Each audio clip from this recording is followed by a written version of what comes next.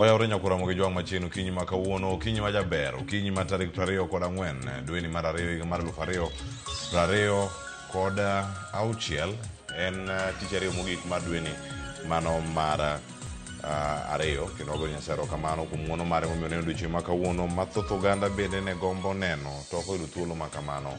Arwaki bed koda ka nyaka giko mar chenro makawuono maikoni chenro mayalach ahinya mar Rupiny kod mano man mbako romo achako ni ka kod chenro mar Rupiny sane sa 12 nyaka rom sa 2:30 kata sa 3 mar okinyi makawuono kama dhi bedo kae ka wan kodi achiel kachiel nyaka e giko ni mar chenro makawuono. Indiko noko ka SMS line wa mena 3:00 Facebook wantiere live Facebook idwagi nying mar Ramogi TV, YouTube Ramogi TV Kenya kidwagi nying mar Ramogi TV KE mbui no mar X kata Twitter kan beni turi kod mbui idwagi nying mar Cleophas Oloch mane Facebook fan page mara kod mamoko.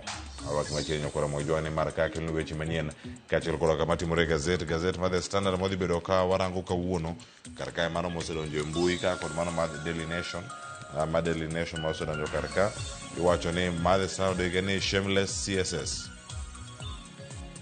iwacho ni gin jogo ma wigi okuodi ma gin jotend migepe maonge wich kuot gigo magitimo gigo magiwacho to gin gigo machal nade. Oket picha John Badika Jo mano Ali Hassan Jo Ethiopia Wandai Geoffrey Ruku kachel koda karomo mano bagi mar jo opposition kata kwet maketo sirkal tesre e alap magusi mano dichiegno manyoro ma Daily Nation kae wacho ni ero en ang'o manego jo Kenya ondike kar kae kendo chiwe kae gi paro mopogore opogore ma bende gimedo mana nyiso kae maro manotimore od bura bende dichiegno manyoro nitiere kar ka achiel kachiel koro mogi jwang kawuono wantiere kae kod twak ma bende dhi bedo kod tok gazet ma bedo kakino sa achiel nyaka rom sa 1:30 kuom dakika 30 kawuono wadhi yudo thuolo mano mar twak ka warango chiro mar uso pesa iwinje maber chiro mar ohand pesa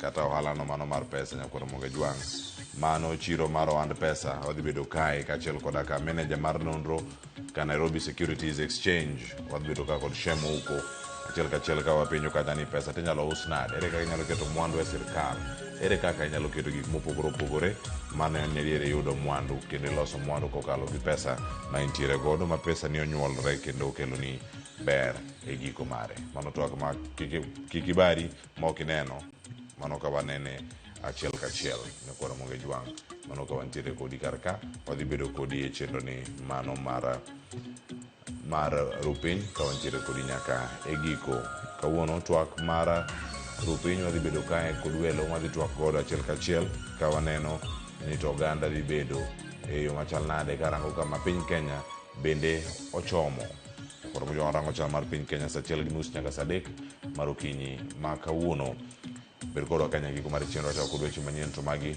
e thond weche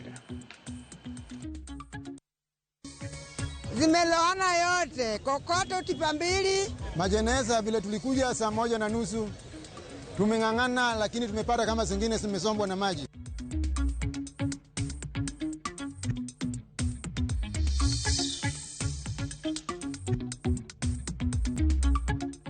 Yathina ni nyuko na ni merwa kati onge ot kama chanda deo kiki ng'ime ki jogo abiro gero ni ot kendo adwa gero ni ot mapok none e gweng'ni.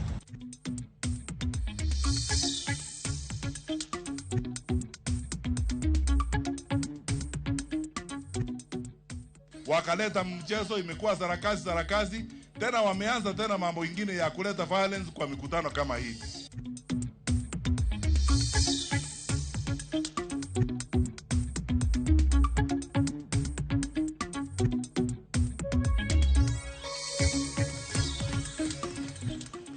nyakoro mogi jwang machiegni e chenro mar Rupiny kaka wachako kod weche manyien ma andi tiwinjo thond weche adhi bedo kata e chenro ni nyinga Cleophas Oloch chaki sumo kanya kwar mokio nyaka chisango machiegni koth mapek mosebedo ka chwe pacho kae osechako kelo midhiero e gwenge mopogore opogore kinde ma migawo marango chal mar kor lwasi oyango ni koth biro medo chwe e thoth gwenge ma pacho ka kaluwore gi koth mapek machalo kamano jo ohala e kaunti ma Migori ahinya mago mayudore mauso Butaora mano ma Migori nochuno mondo miyo lor ohelni magi kalure kod kothno. En koth ma osebedo ka chwe thoth gwenge ma pachoka.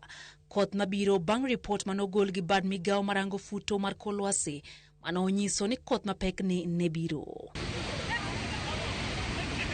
E kaunti ma Migori, johala noyudo lal kendo wito mwandu kaluwore gi pi oula mano kel gi koth mapek mano ochwe gwengego kendo opong'o aora ma Migori. Nochuno moko kuom weg otende olor ohelni mag kaluwore gi koth mapek no. Mahali tunatengeneza masanduku. Majeneza vile tulikuja 1:30 tumeng'ang'ana, lakini tumepata kama zingine zimesombwa na maji. Hasara yenye nimecounter right now ni almost over 200,000.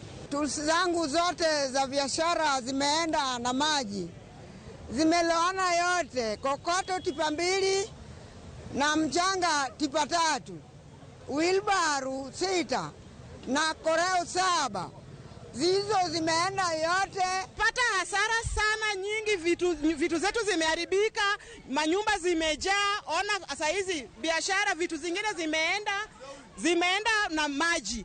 Kwa hoteli chakula imeenda, tuko na loans, tuko na watoto wenye tunapeleka shuleni. Sasa tumepata hasara mingi sana. Serikali haone vile wanatukusaidia. Serikali inaweza maliza hiyo soko alafu watu waingie ndani, cause hapa nje mahali watu wanakaa saizi haikaliki juu ya hii weather. Nochuno bila chungo wuodhe mag nyamburko maluwo lalo maduong' ma Migori nyaka kinde mane pi odoke piny.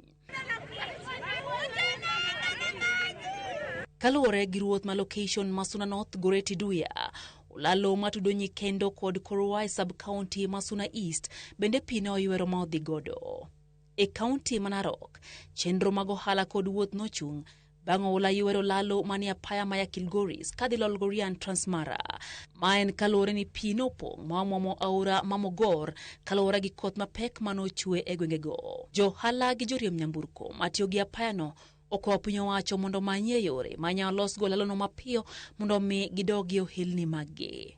E report mar riwruok mar Kenya Red Cross ochwalo e yor ote machuok ne Jo-Kenya obed gi ritruok ni mar koth mapek pod biro medo chwe kendo nyalo kelo midhiero mag oula e gwenge mathoth ma pacho kae. Kenya Red Cross bende ojiwo jopiny kik thor kale ulalo mag aoche mathoro pong'.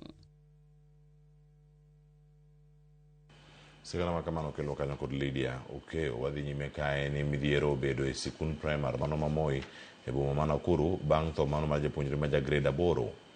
Jonyuol mane omonjo skundno ka giringre ma japuonjre no ka gigolo e osiptal mano ma Nakuru Referral kendo gidwaro mondo mi giler gima nokelo tho mar nyathino. Ken Muga nigi ler mathoth. En wuodh jonyuol mag jopuonjre skund primar ma Moi e boma ma Nakuru ka gidhiro ringre Moses Joseph ma en japuonjre ma ja grade mar 8. Giwuotho ka giwuok e osiptal maduong' ma Nakuru Referral achiel kachiel nyaka e skul. Report lero ni japuonjre no nyo tere osiptal kanyo gi jopuonjge, to kata kamano ne onyisgi ni nyo rik chunye osechot. Min-gi to wacho ni japuonjre no nyorik ngimane ni maber pacho seche mano wuok okinyi kodhi skul. Fika 5 nikaamusha mtoto kawaida, akaanza kujiprepare. Vile alimaliza kujiprepare na mimi nilikuwa ile strong tea ilikuwa imeiva. Si mtoto akafaa mpaka jamba yenye iko na kofia. Huwa kila wakati naendanga kumfungulia gate.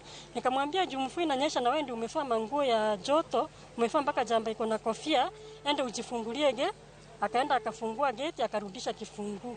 Akatafuta kaambrela chini ya kiti akapata. Nikamfungulia kwa kaambrela, nikameharibika, akajikinga nayo. Akaniambia mam, bye. Sasa saa 2:45 ndio sasa tunapigiwa simu ati kuja shule. Ni nini? Mtoto amefaint. Nikamwambia sasa alifaint kwa nini? Ati wewe kuja tu. Simi nikamwambia mama kuja. Mama akakuja. Wakapata hata sasa pelekwa hapo Meti. Wedege mamoko bende koro sundo ni nyaka migi ler malong'o mar gima okelo tho mar nyathino ni Martin School nyori kokomiyo gi report mora motelo ne tho mar Moses kasani bende giywak ni ripode magiyudo gin mokikore. Tulionana na yeye jana, hata kulikuwa na shughuli nyingine tulikuwa na yeye. Alikuwa bweli kabisa wa afya. Mtoto alikuwa sawa 100%, hakuna shida alikuwa nayo. There before hakuna shida asha experience. Na kidogo kidogo akanipigia. Akaniambia unajua Moses leo wakiwa nje wamesimama alianguka chini, kichwa ikagonga floor. Kumpeleka hosi, head teacher akatoka emergency akakuja akatuambia kwamba mtoto amepass. Laktar maduong' mar osiptal Manakuru Referral James Waweru oyango ni Moses nyori kosetho e seche manyo ochop kode osiptal. Apisa ma otelo ne chenro mag somo e kaunti Manakuru Victoria Mulili to korka kore bende olero ni nonro osechakore mar kunyo matut e wi masirano. Ken Muga, Ramogi TV. Musa nyane anyuola kama chalo bende weche moko mag late kod kuyo bende koro kwa kanyuola mar Austin Ogola manen laktar mano manyo kwany ringre mare batha paya Kangundo Road kowito ngimane kinde machuok kende bang' wuok e tich. Lipot mano mar bero mar ringre mare bende ok oyudo maler gima okelo tho mar Austin. Jofwambo marwa Cynthia Onyango nigi ler mathoth. Kano ringre ma City buore Nairobi obedo kuyo kod lit ne anyuola mar Austin Ogola, rawera mayande ka orwako gudu dwe mar 8 higa mokalo bang' yudo lony mar thieth modok korka weche nonro mag laboratory kata laboratory technology. Bang' yudo tich kendo tiyo kuom jumbe 2 kende, Austin ma jahigni 28 nyo kwany ringre e batha paya ma Kangundo Road ka owito ngimane kendo dende onge kod ranyisi moro amora mar hinyruok. Mano nyo obedo mana thuolo machuok kende bang' Austin wuok e tich mane obete otieno tulu. Pamela Atieno ma en min Austin e kinde yango ringre mare gi lit mar miyo wacho ni Austin yande kowuoyo godo e wach lo moro manyo dwaro ni orangne wachne, mak mana ni kano ochopo chieng' Jumapil e kinde mane entie od lamo nyo yudo simo ni Austin okwany ringre mare batha paya kowito ngimane. Aloso kode chieng' nyongesa kar sa 5:04 ka madhi 6 emowuoye kode kupenya ni mama to nade kothogo gweng'wa takone ni oyo kawuono to kochwe kaka nyocho chwe tich adek cha nyaka kawuono pok ochako chwe to okona ni to puothwa cha inyalo pure nang'o. Akone to dong' nasikoni ni odera ko jowi biro puro no to odera na wuoyo go to odera dwaro pesa. Wadgi Austin Peter Ogola wacho ni nyogi wuoyo midhiambo mangeso kendo Austin ne ni kare magipango chenro ni gidhi nenore gi owadgi chieng' Jumapil manyo kwanye kotho. Saturday kodhi tich okano dhi tich. Ko indhi gotieno ni saa ko indhi ti karo wuoyo kiny Sunday kiny nabi odu kono. Nabi kodu kono obudh matin. Kane gik nyoro Sunday kako sim to nayudo ka simbe ni off. Gichuny mokuyo, min Austin oywago Austin mowacho ni ema ne en geno mar ode kendo nogeno ni dhi loko ngimane bang' chandore kopuonje mbalariany ka wuon mare wacho ni nyathineno ok en ng'ama tiyo kod yedhe mamero ji madiwach ni ponono ema nokelo tho mare. Ota onge go nyathina ni nyukona ni merwa kati onge ot kama chanda deo kik ing'i mek jogo abiro gero ni ot kendo adwa gero ni ot mapok none gweng'ni koro akia kama dwa chomo ot man go bendo ti tim nang'o nyathina pitara nyathina. Osebedo ng'ama onge wach gi ng'ato ng'ama ng'ato wuoyogo bora nong'eyi oko kadhi gimoro amora mobilo mnikong'o kiang'o kobil. E nonro marwa, Austin nyowuok e tich e kar thieth ma Umoja 3 kar saa 2:15 kowuotho dok ot machiegni gi kama otie. Kar saa 5:40 obila mag tesend obila ma Molem oyudo simo manyiso gi ni okwany ringre rawera moro e genga paya ma Kangundo kowito ngimane. Bang' chopo kendo yango chal mar ringre mare ma nonro mar obila oyango ni ne onge kod kit adhola moro amora. Ringre mare okaw kendo chwale kar kano ringre ma City. Lipot mar jatim bero oyango ni ringre mar Austin ni kod ranyisi mar buok mar remo e achiel kuom ler madongo, mak mana ni ok en gima duong' manyalo kelo tho. Ka kuom mano, nyirni mag dende moting'o remo, chiemb iye, bath chunye kod nyarogno okaw ma idhi timne nonro matut mar fwenyo kaponi nitie gimachielo manyo kelo tho mare. Anyuola kod osiepe okwayo ler kod adiera ewi nonro mar ng'eyo gima okelo tho mar Austin Ogolla. Ang'o manyalo timo ng'ama ngima manie tich ma daktari in a short period within 25 makata some people neno ka en active e Facebook okinyi ko gino okane akwayo ni kaber to nikech sirikal lwedo maduong' onyalo konyowa further investigation. Austin was a good friend of mine, very close friend of mine, and it's so unfortunate tumepoteza Austin kwa njia yenye haiaminiki. An kaka dwa dhi chiemo, kaka dwa dhi puro, aonge geno no rumo, daktari onindo. Matin ne seche 24 bang' min Austin wuoyo kod Austin kendo gigoyo mbaka e chal mar puothgi, simo mar tho mare pod kelo penjo mathoth ni to en nade mar ng'atno mane owuok e tich saa 2 okinyi iyudo ka otho saa 6 mar odiechieng', to en ang'o madikel tho mare? Cynthia Onyango, Ramogi TV, Nairobi.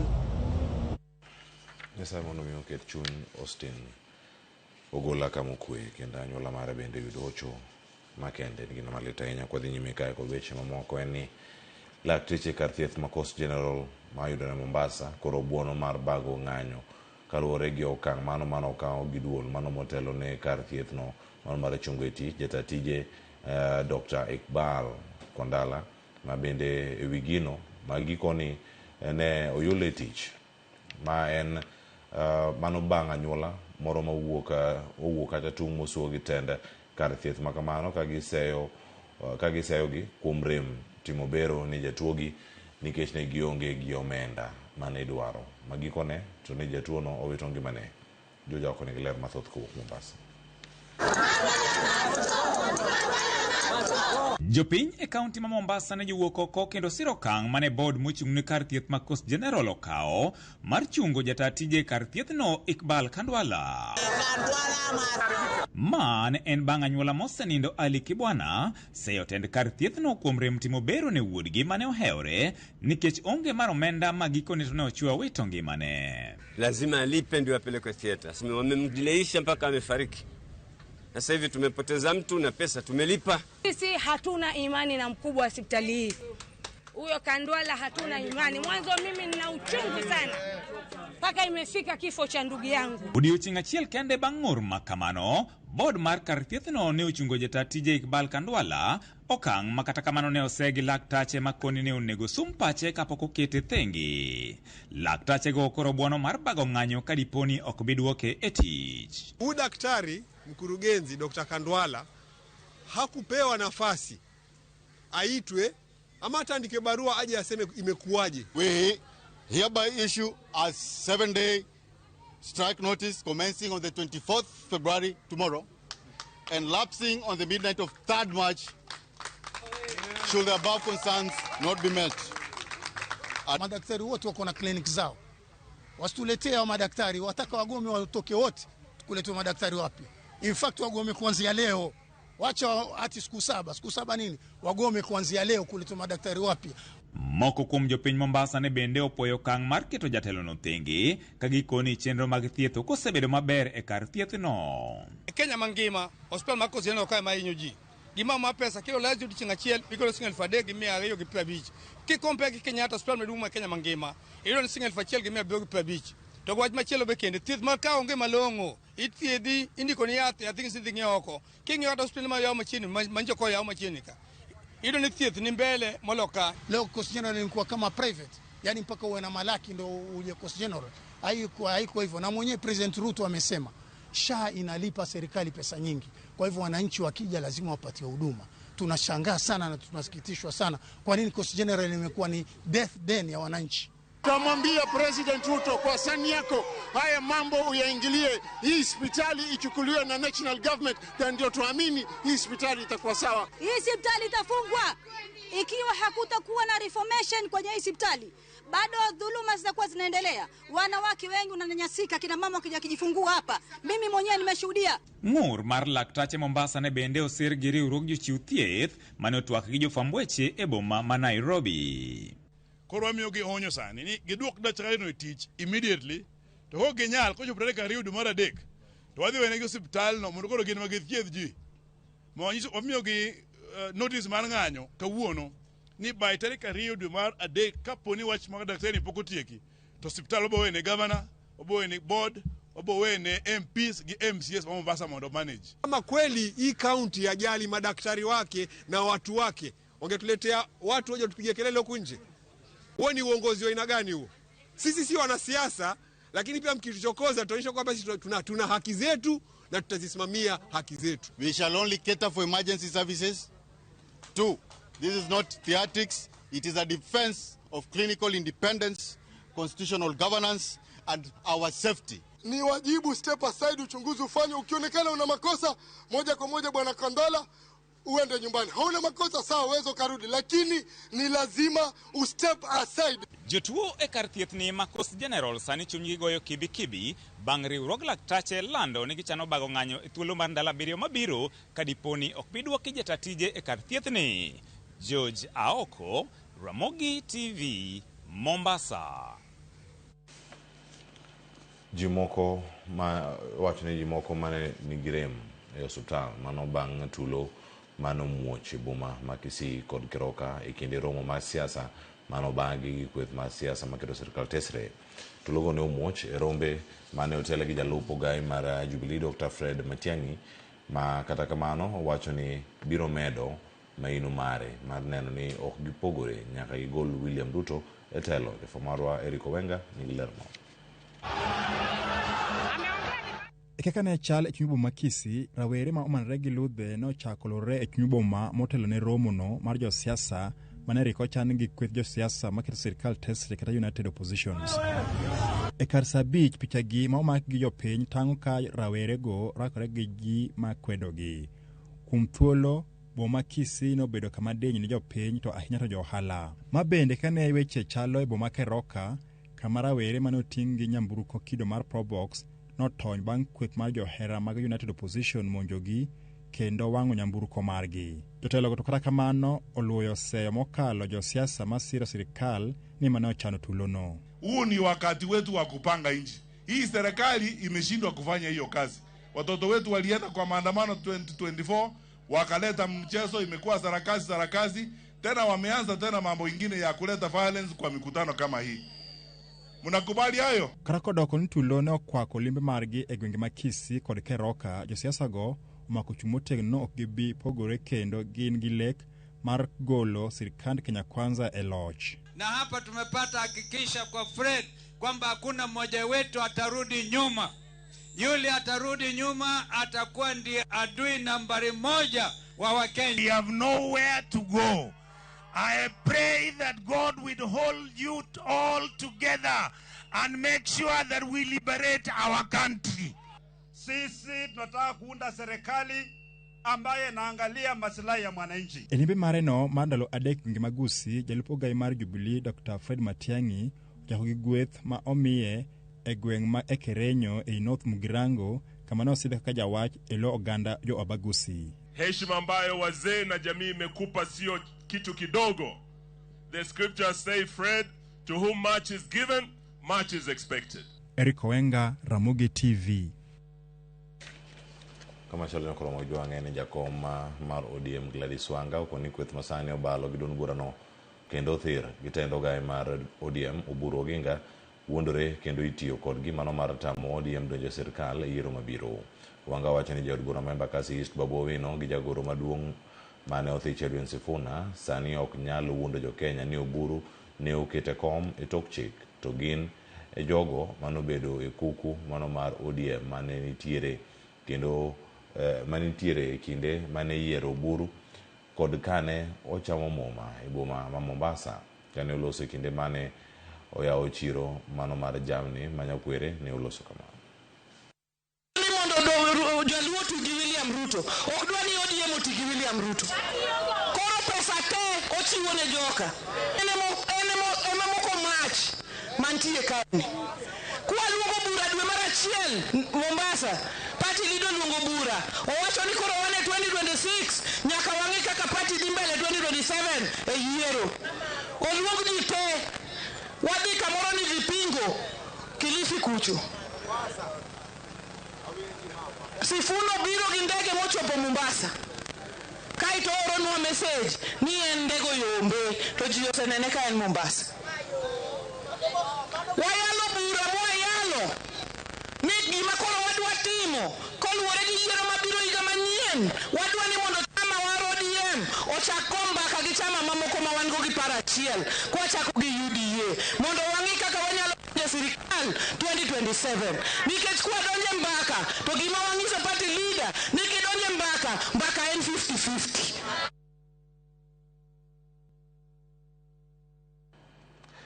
Kamachelo Jamin Buche Renson Igonga oseyo duol marango tijo bila pacho kae ipoa kuom rem mar chwalo neno moromo ewi buche mag obila mosebedo kata kadhi ataro gi chike ma pacho kae kanolose boma Nairobi. Igonga wacho ni thoth buche mapod nitiere do gin mago mamulo obila. Moko kuom buchego gin kaka ma obila mitudo kod goyo lisasi ji ariyo e kar dak ma Kitengela. Steve Biko nyoler. Jamin buche pacho ka Renson Igonga obi oseyo kuom migepe ariyo mag timo nonro magin duol marango tijo obila IPOA kod machielo matimo nonro Kiling'ling DCI kuom deko chenro mar yudo ratiro e buche mochwal e nyimgi. You must tell Kenyans that ODPP or the DPP is at the tail end of anything. So unless the investigations are done, the DPP can't do much. That's why you'll hear at times an incident has happened and someone is saying the DPP. Instead of saying the investigative agents, which are different depending on the kind of activities. Kane olose sach nyasi mar sidha yanga yo manyien mar kedo gi njore, nyasi manobagi boma ma Nairobi, Igonga nomedo ni apisi mare oserem mar tayo tijene e yo makare kalore kod deko mawuok e migepe ariyo go. What is important is the investigations, because the way investigations are carried out and evidence collected, that is what informs the DPP to go to court. If the evidence does not meet the threshold, you'll find in some of the cases we don't go to court. We don't refuse, but the evidence gathered, if it's not enough, we don't just go to court for the sake of it. Because we must also get to know that we protect the rights of everyone, even the suspects. Moko kuom buche mapok orumo oting'o bura mar obila maliekore ni nochielo gi magina ji ariyo kar dak ma Kitengela kod machielo kar dak ma Huruma kanyakla kod tiyo gi iro malungo wang' e nyasi ma Odhaya kaachiel kuom rombe mag siasa mag kweth mar ODM motelne kod Edwin Sifuna e kar dak ma Kitengela kod Kakamega. Like what you're saying, lobbying tear gas and whatever, that's IPOA supposed to be to investigate. The moment they investigate and bring to our attention, that is the time and then the DPP comes. E kinde no, Igonga bende nodok ne apisi mare kowacho ni oginyal kawo hatua moro amora maonge neno moromo mawuok kuom migepe matimo nonro. Nonyiso luoro mare ni deko ma kamae nyalo thiro chenro mar yudo ratiro mar jogo mane yudo lal kod hinyruok mopogore kendo weyo obila michichgo maonge bura. Steve Biko, Ramogi TV, Siaya. Erokamano Steve Biko. Gindalo matin to yath mano mar gayo landruok mar kute mag ayaki mano mar len chako tiyo e pacho kae. Migawo mar thieth koro okoni ok ji duto maonge kod ayaki madhi yudo yadhno. Mondo yude nyaka koro kuong pimi kionge ayaki, yang ripode mag yedhe ma isebedo kacha ka itiyo godo, ka bende nyaka pim kit tuoche gi kute ma isegamo e seche 72. Judith Omondi nigi ler mathoth. E romo ma okelo kanyakla jokanyo mag sekta mag thieth e boma ma Naivasha, mathoth owuok mana ndalo matin to migawo mar thieth chwalo yath mageng'o landruok mag kute mag ayaki mano ma ichuoyo mong'ere kaka Lenacapavir. E romo ni apisas mag migawo mar thieth oyango ni 86% mag ute thieth oseikore mar kano yadhni, kanyaka sani e kaunti za 15 ma okuongo madhi yudo yadhni. Kaunti ka kaunti oyiero ute thieth 10 ma idhi mi yath, mana ka opogore kod kaunti ma Nairobi man kod ute thieth 12 ma iterie yath e kidieny ma okuongo. We are starting with 15 counties And if you look at the HIV profile of these counties, you will notice they have high number of new HIV infections. They have a high HIV disease burden. You will notice all of them, their prevalence rates are higher above the national average. We are only doing 10 facilities in each of the county. In high burden counties like Homa Bay, Migori, and Siaya, they show quite excellent readiness. They have a very strong PrEP program. So we just give them the product and they are able and ready to start service delivery. Thieth makama kata kamano kata bed ni biro bedo mayudore ne jo Kenya duto maonge koda yaki, nitie moko manyaka yaure chuth ne laktar mondo mi kik yadhni kelnegi midhiero. Chuo matiyo kod yedhe mamedo teko e kinde hera oliritgi mondo mi oyang adiera e kinde magilimo laktar. Poni giriambo to yadhni nyalo medo tekogi mokalo tong' gino manyalo kelo midhiero. Poni yudo kahera bang' yudo sindan mar Lenacapavir, to ibiro medi sindan machielo kata kapok dweche 6 rumo kaluwore ni rateke mag yedhe kahera ni malo. You can be at HIV risk, even at ongoing risk, but you're not eligible. Everybody who is at risk is eligible. Eligible is a clinical decision made by a healthcare provider. TB treatment, Enaron Lenacapavir, we do a supplemental dose of Lenacapavir. Okay, so we'll give extra doses of Lenacapavir because TB drugs will break down your Lenacapavir faster. For Viagra, or people who are using medications for erectile dysfunction, for instance, the recommendation is to begin with a lower dose of the Viagra. Yadhni ibiro chuo e bundich kata bam ja Kenya, sindan ariyo e limbe ka limbe, ka e limbe ma okuongo, nitie yath ma imuonyo dos 4, 2 odiochieng' ma okuongo kendo 2 odiochieng' mar 2, yath mimuonyo mana e limbe ma okuongo. Yadhni poni ikawo kaka owinjore bang' seche 24 bang' sindan ma okuongo, ibiro bedo kod rageng' ma owinjore. You get injections every 6 months, twice a year. Okay? On the initiation day, you receive 2 injections, either on the abdomen or on the thigh. Okay? 1 injection each side. And then you're given 2 tablets to take at that time when you're getting the injections. And then you're given 2 tablets to take tomorrow at about the same time. Jatend migao mar thieth Aden Duale keto yadhni ayanga tich ang'wen jumani kapok duol makeyo gige thiethie pacho ka KEMSA ochako keyo gi ayanga e kaunti za 15 ma okuongo kama oriwo duto makaluo. Judith Omondi, Ramogi TV. Kama dhi nyime weche mawuoro tenore kod sigana makamano ni kaunti ma Migori dhi nyime kod keto ikruok mar motelo mano ne chakruok mano mar tiyo kod yath mano ma ichuoyo makonyo geng'o landruok mag kute mag ayaki ma ong'ere kaka Lenacapavir. Jojuma nigi lerno.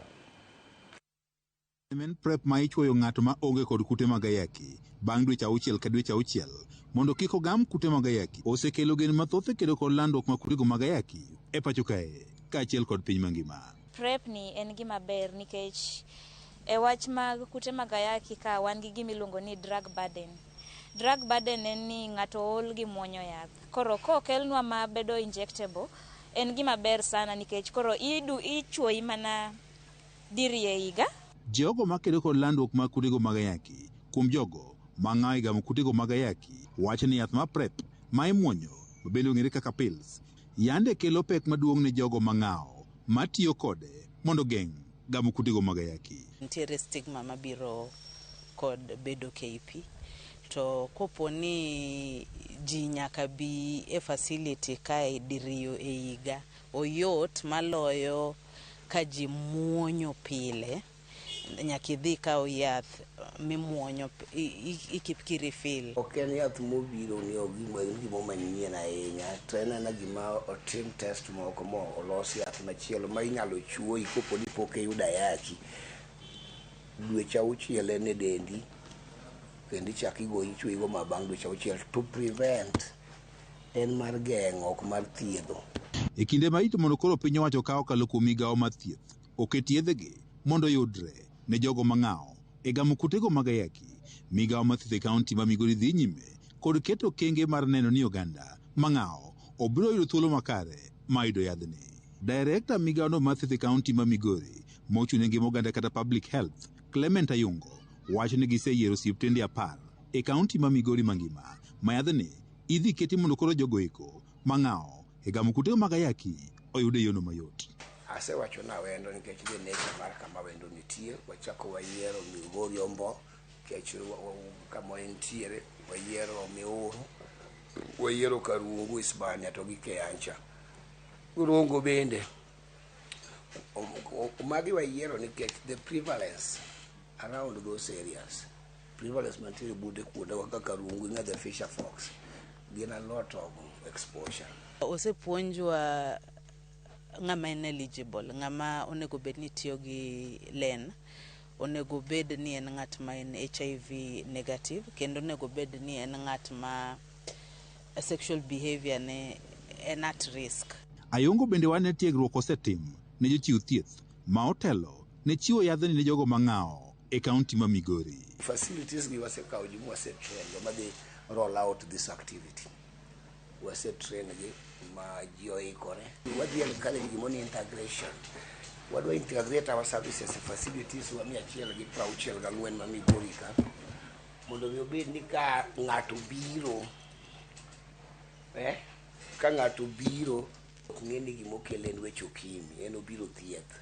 To kata mar ariyo ber ma ni en idhi miye godo ng'at mapok oyo. Oganda mathoth kata kamano pod onge kod ler malong'o ka otenre kod prep ni ma ichwoyo ng'ato kuom dweche 6 ka dweche 6 mondo koro kony e geng'o landruok mag kutego mag ayaki ka penjo bende pod thoth. Be odhi bedo gi madhara moko manya inyowa mbele kocha, nikech ka wang'iyo kata yedhe moko mosekel ni mondo ichwoyo ni itiyogo kuom muda mang'eny e del kaka mag family planning osebedo ka kelo chandruok mang'eny kuom nyiri matindo. Koro mane luoro manitie. Kaunti ma Migori achiel kuom counties ma pod kwan oganda mathoth odak kod kutego mag ayaki ka lipot ma ogol kod migawo mar thieth e kaunti ma Migori yango ni kwan ji maromo oganda 80 odak kod kutego mag ayaki.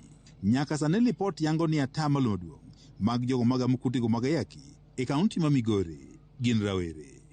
Kata bed ni koro yadhni koro osebedo ma bende koro biro konyo e geng'o landruok mag kutego mag ayaki, oganda bende koro pod jiwo ni omed tiyo kod yore mamoko mar geng'o landruok mag kutego mag ayaki. George Juma, Ramogi TV, Migori. Nyakoro mag jwango weche githoth ahinya ma pod obiro ka kowuok e kaunti ma Migori kanyo. Miyo moro mano machliel koro nyalo buonjo bang' gerne ot e chenro mano ma jiwo mon liete ma otis kata ni women empowerment program mano mose kata gi jagoro migawo mar arita Dr. Raymond Omolo e gwenge mago ma Luala sub county ma Semi county ma Kisumu. Jafamarwa Caroline Atieno miyo ler mathoth. Morgi hilo nyo kwako gweng' ma Luala sub county ma Seme e nyasi manodhial ne yaw ayanga ot manogerne miyo moro machiliel bang' koso kar jot kuom higni mathoth.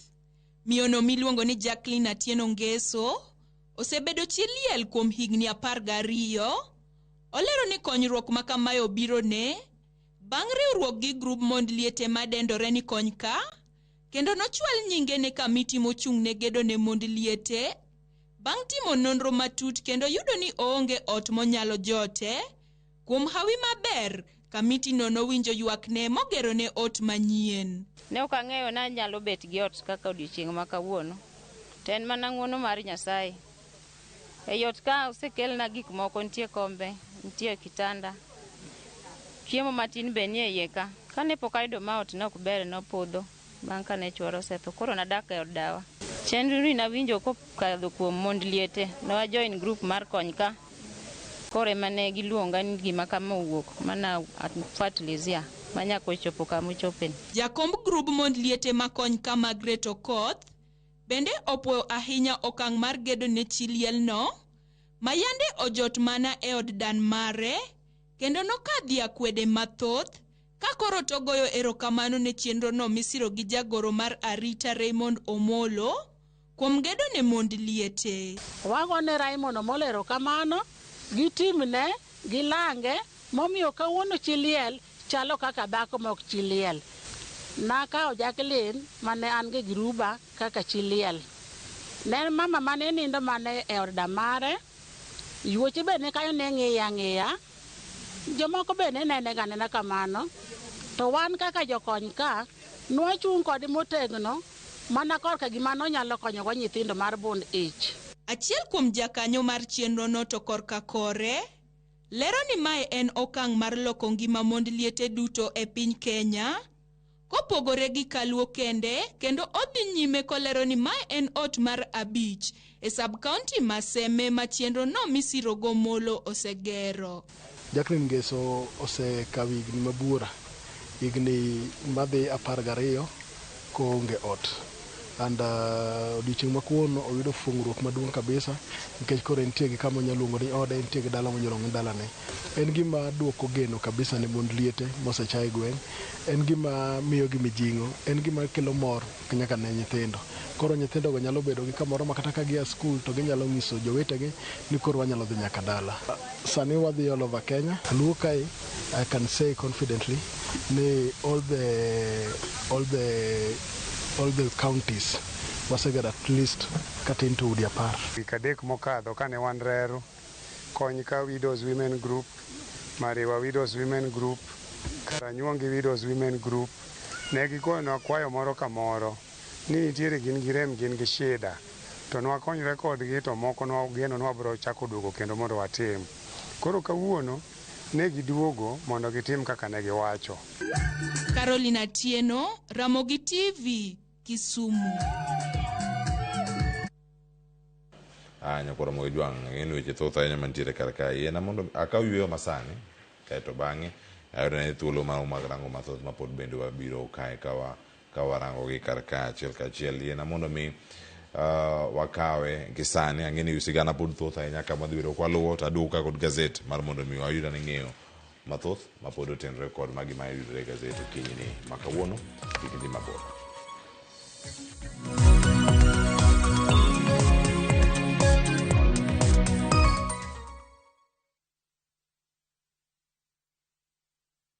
Allahumma innaka afuun tuhibbul afwa fa'fu anni. Ewe Mola, wewe ndiye mwingi wa kusamehe na unapenda kusamehe. Naomba msamaha wako. Dial *860*286# to get Dua ya Ramadhan as your skiza tune.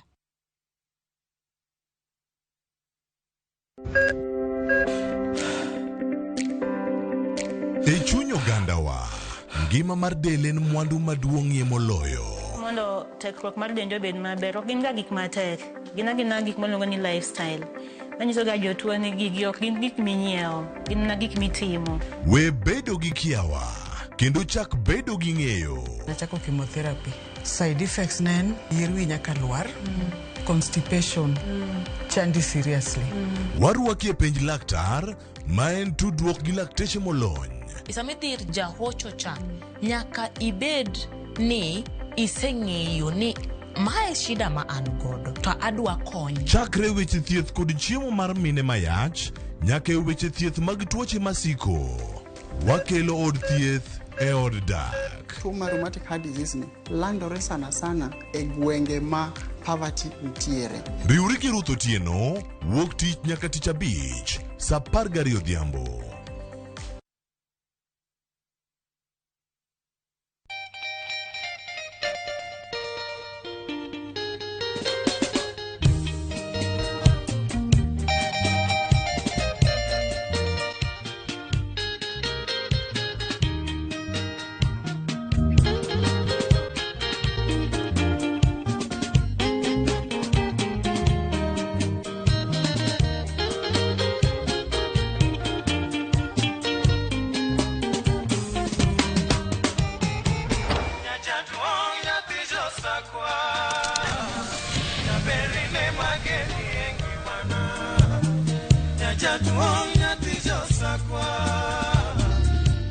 Radio Ramogi, kar chuny Jaluo.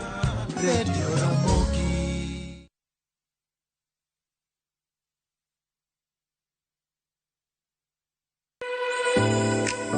Chiemo ok en mana gima wachamo kende, en sigana, tim mapile, nyasi mar nyiso ni wan ng'agini. Mit chiemo en ang'o? Kitungu. Ber mar chiemo mar fry en ka kitungu nene. Wanono kido mag tedo e alworawa duto. Wafwenyo yore mag tedo mopondo, timbe anyuola, koda hera mamiyo kit chiemo moro amora bedo gi ngima. Chiemo ichamo ga wang'. Koro nyaka ikete maler oka obedo gimoro ma wang'i nyalo kelo miluma mar chamo. Ma ok en mana tedo kende, en kit ngima mar oganda michiwo e mesa. Tedo gi chiemo kod jailieta tich adek, saa 2 okinyi, kik bai.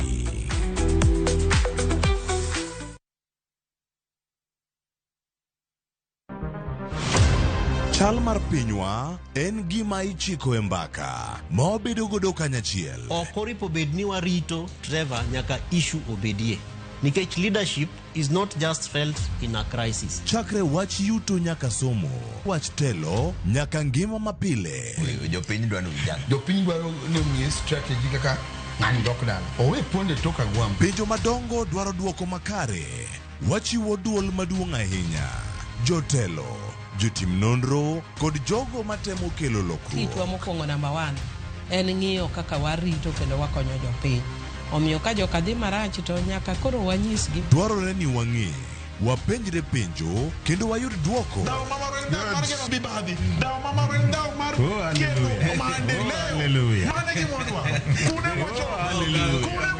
Riuri kod Trevor Ombija, tich adek, saa 3 otieno, mana e Ramogi TV.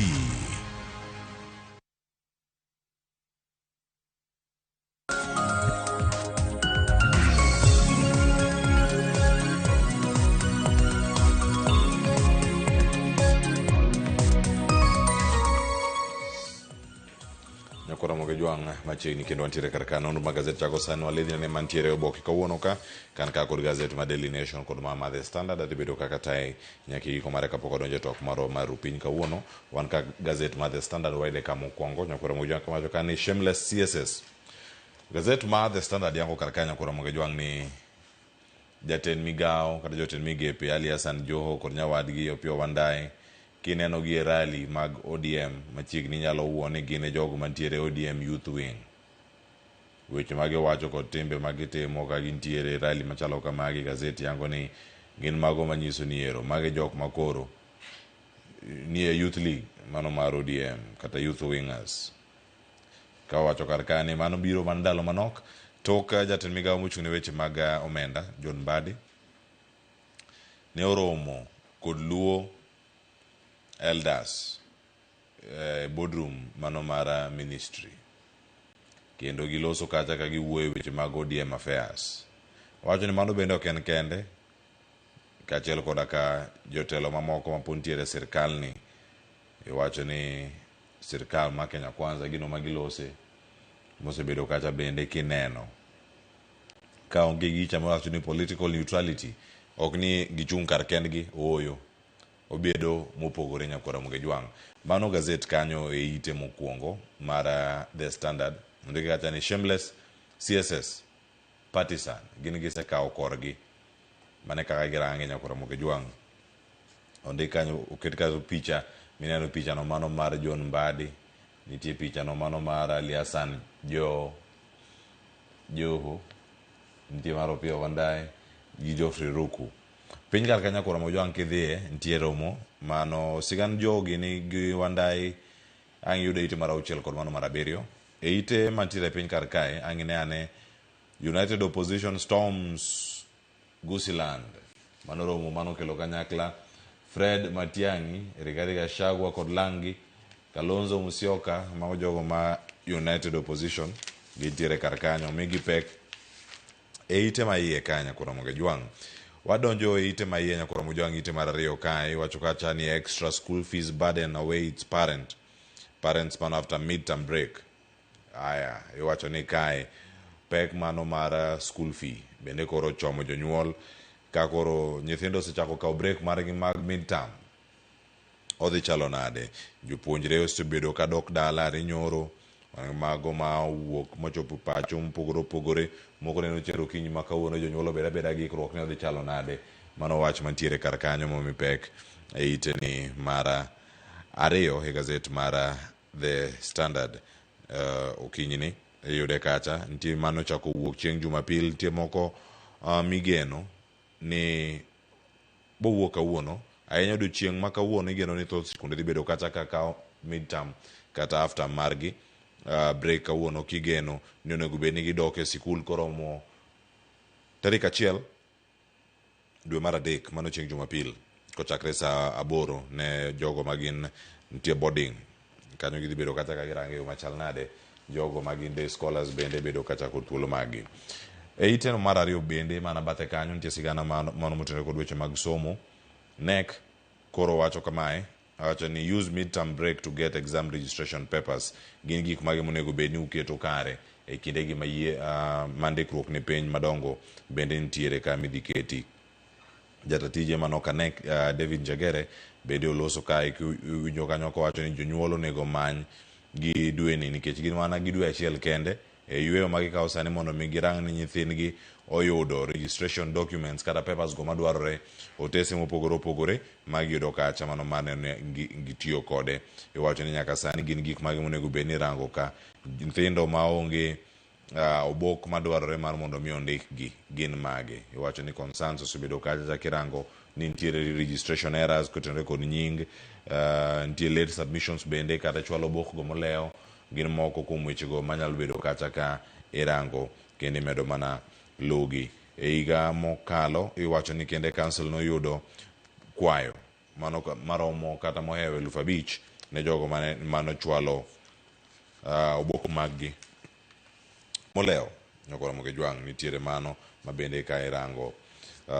E ite mar ariyo kanyo bende kisomo piny kanyo nitiere sigana mano mar jakene ratiro mag oganda ma bende koro onindo. Human Rights Crusader Mugambi Kiai dies from kidney failure. Mano soma ne ite no mar ariyo. E ite mar adek nyakoro moke jwang' lakteche obuono mano mar dhi e ng'anyo kadiponi Coast General Hospital boss okoduoke tich, mano kalore gi chungi tich mondo chunge nyoro kalore kod tho mano mar jatuo moro. Doctors threatened to strike over Coast General Hospital boss interdiction. Ineno kanyo picha moket kar kanyo mar jagoro maduong' mano mar KMPDU Davji Atela kano loso ko jofwambo odiochieng' manyoro ka Nairobi, kama owacho kanyo ni chiwo ndalo 7 mako kochop gigo te kata koket gi tim kwayo mane giketo odiochieng' manyoro en ni lakteche mago mantiere Coast General Hospital dhi bedo kata ka dhi e ng'anyo, mano kaluwore kod Handwala mano Dr. Iqbal ma bende ne ochunge tich, mano jatatije mano ma Coast General Hospital. So mane kachi betane kod ng'eyo kama girange e kaunti ma Nakuru. Sigana bende mono luoni kawuono some ite ni mar adek wacho ni parents demand answers as they protest mysterious death of grade 9 pupil. Japuonjre ma grade 9 mano wito ngimane, mano miluongo kacha ni Joseph Nyang'ao, mano mantiere Moi Primary School and Junior School mano mayudore Nakuru, ma bende nowacho ni ero en okawa breakfast mare kato bang'e en ogo mano riti ne jonyuol ne kodhi sikul tok nonene kendo kongima. Mane wach mantiere kar kanyo, jonyuol ng'anyo. So mane ite no mano mar adek nyakora moke jwang'. Nitiere weche gi mago mag lwenje madhi nyime piny Ukraine kod mano mar Russia. Iwacho ni ero sani ere kaka gimanyo mana jogo mantiere Afrika kod pinje mamoko mayudore Afrika kae, mano mar mondo mi oriwre kod jolweny gi, mano ahinya Russia. En ang'ati more kajo wacho ni Russia war targets African recruits amid claims of exploitation. Itiyo kodgi marach ni mare wacho ni keto gi e opara manyime e lweny mabende wacho ni ok margi. Gin gijonjo kacha osengnegi osara moro makare. Kanyaka sani nitiere jal manoloso karka ni e gazet kachiel koda ka jagoro kata jatend migawo mochune weche mago mag tudruok pinje maoko mabende oloso karka mano Musalia Mudavadi mabende en Prime CS owacho ni gise facilitate jo Kenya maromo 27 mar mondo mi oduog Kenya ka giwuok e front line kata e opara manyime moketgie e wechego mago mag lweny madhi nyime piny Russia kod mano ma Ukraine. So meno eite mar ang'wen. Eite mar abich nyakora Mogejwang, court declines to stop uso mano ma shares maromo billion 204 mano mar Safaricom. Kambi tudruok mar Safaricom okete kacha ite mar abich. Kanyaka sani de jogo mandonje do ka kwayo do mondo mi orangane kaka inyalo chung chenro makamano ni mane giwacho ni jopiny ok okawe kind gik mathoth magi duto noserangi kendo nosechwalgi achiel kachiel. Mano bende kamirango e weche gi duto kama giwacho ni ne giketo kata conservatory orders mana mano mondo mi giket chenro gi duto chopi e yo moro makare. Mano wach mane nitiere nyime jayalo bura mano Judge Lawrence Mugambi mano nitiere iteno mar abich nyakora Mogejwang. Wach mano koni mara mbadi gilange duto mane sirkal mago joten migepe omiye pekete mara uchiel mano mara abiriyo some kar kacha achiel kachiel mar mondo mi warangane kanyo ne to gisudo e yo mane. Nitie wach machielo kae mabende pod irango en report moyiedhi mano mara The Standard kae ondike kanyo ni special report ite mara 8 nyaka ite mar 9. Dire kae nitie wach mawacho ni ero endless wait for justice in the murder and robbery of MP George Mushai. Nyakora Mogejwang mano ka nitiere kar kanyo wach mabende sanigni 10 osekalo kendo kawuono omiye peke iteni kai wacho ni anyuola mano mara George Mushai bende kachiel koda ka jo Kenya mamoko pod rito mondo mi ogol ng'eto ewi bura machalo kama igni 11 tok nek mare mana e kaunti ma Nairobi kar kae. Mano jod bura machon makabete kendo ne en jalup jagoro maduong' mar kotu mano George Mushai. Mano wach mantiere kar kanyo kanyaka sani pod irango simbe 150 nitiere G3 rifle mano kit bunde kachiel koda ka omenda maromo 30,000 mabende ne ogweny iwacho kata mano or iwacho ni kaka ne nek mar George Mushai no tim e boma ma Nairobi kae. Mano some ite 8 kod mano mara 9. Kirango ite mayenya kora Mogejwang kae nitie weche matimore e kaunti ma Mombasa kanyaka sani gweng' moro yudo fuongruok e kaunti ma Mombasa. Mano jodak mayudore Bwagamoyo mane village no mano ma yudo kache ward ma Mwakirunge mano ite mara 10 mane kaunti ma Mombasa. Sigana makamayo wacho ni relief as village gets fast reliable water supply P. Nyakora Mogejwang osebedo kachal nade mano kirango kache kaunti mano ma Mombasa. Wacho ni en mor makende ne anyuola. Picha machalo mineno kar kacha wacho ni en SHA awareness drive mabende otim kar kacha kod Ahadi Kenya Trust CEO mano Stanley Kamau mano mantie bathe kar kanyo kod jogi ka koro gimedo rango kama ginyalo rango gi achiel kachiel mar mondo mi wanegi aneni kanyo to gichopo e yo mane. Mano kama bedo kae gi thuolo mano mar rango ichendo gi duto nyakora Mogejwang mano itno mara 10. Ite mara 10 kanyo bende pontie wechego mago mag doho wacho ni court rejects bid to block KPC kata Kenya Pipeline Corporation kanyo uso mano mar stake margi maromo shilling billion 106.3. Mano wach makamano matiende ni nyiepo makamago sani dhi nyime kano sekete ne oganda no chore kacha ngi thuolo mag range. Ite mara 11 Matiang'i made Gusii kingpin as opposition projects unity. Mano wach mantiere kar kae divoni Matiang'i mano Fred Matiang'i oket kaka koro ruodh jo Kisii mano kodhi bedo kar kacha ka odhi ting'o bendera mar oganda jo Abagusi mano kochomo yiero mabiro. Koro kirango kacha ni jo opposition bende wacho ni kanyo giikore ne biro weche mathoth ahinya mapod wan go kar kae ka wamedo mana luwogi. Ite mara 12 nyakora Mogejwang ka nitiere machinglo modani mara mondo mi warange ni Ukraine kod Russia wuoni jo Kenya to chung kama chal nade masigana nyakura mojo mantiere ite marapar ko darien machinglo wacho ni welcome to Russia, we have a job for you. Sanduku morone piny kanyo man gi pesa wiye in kona neni inene yo machal nade sa chelo sero nyakura moge jwang kendo sani kae mano ka wanya yudo thuolo mar nena neni to waloko tanga yo mane mar mondo mi wachaki chenro machielo mano mabiro kar kae ma warango sigana moro but sani nyalo mana kono wakanyo ni to inene yo machal nade nyakura moge jwang mano ite mano maiye kar kanyo gazet ma The Standard mano mowachopo godo dire kanyo ite mar 12 kiyudo thuolo mano mar somo gazet ma Daily Nation ine ite mokwongo kachi penjo kacha ni en ang'o manego jo Kenya. Kwan mag lakteche ni piny, kwan mag nurses ni piny,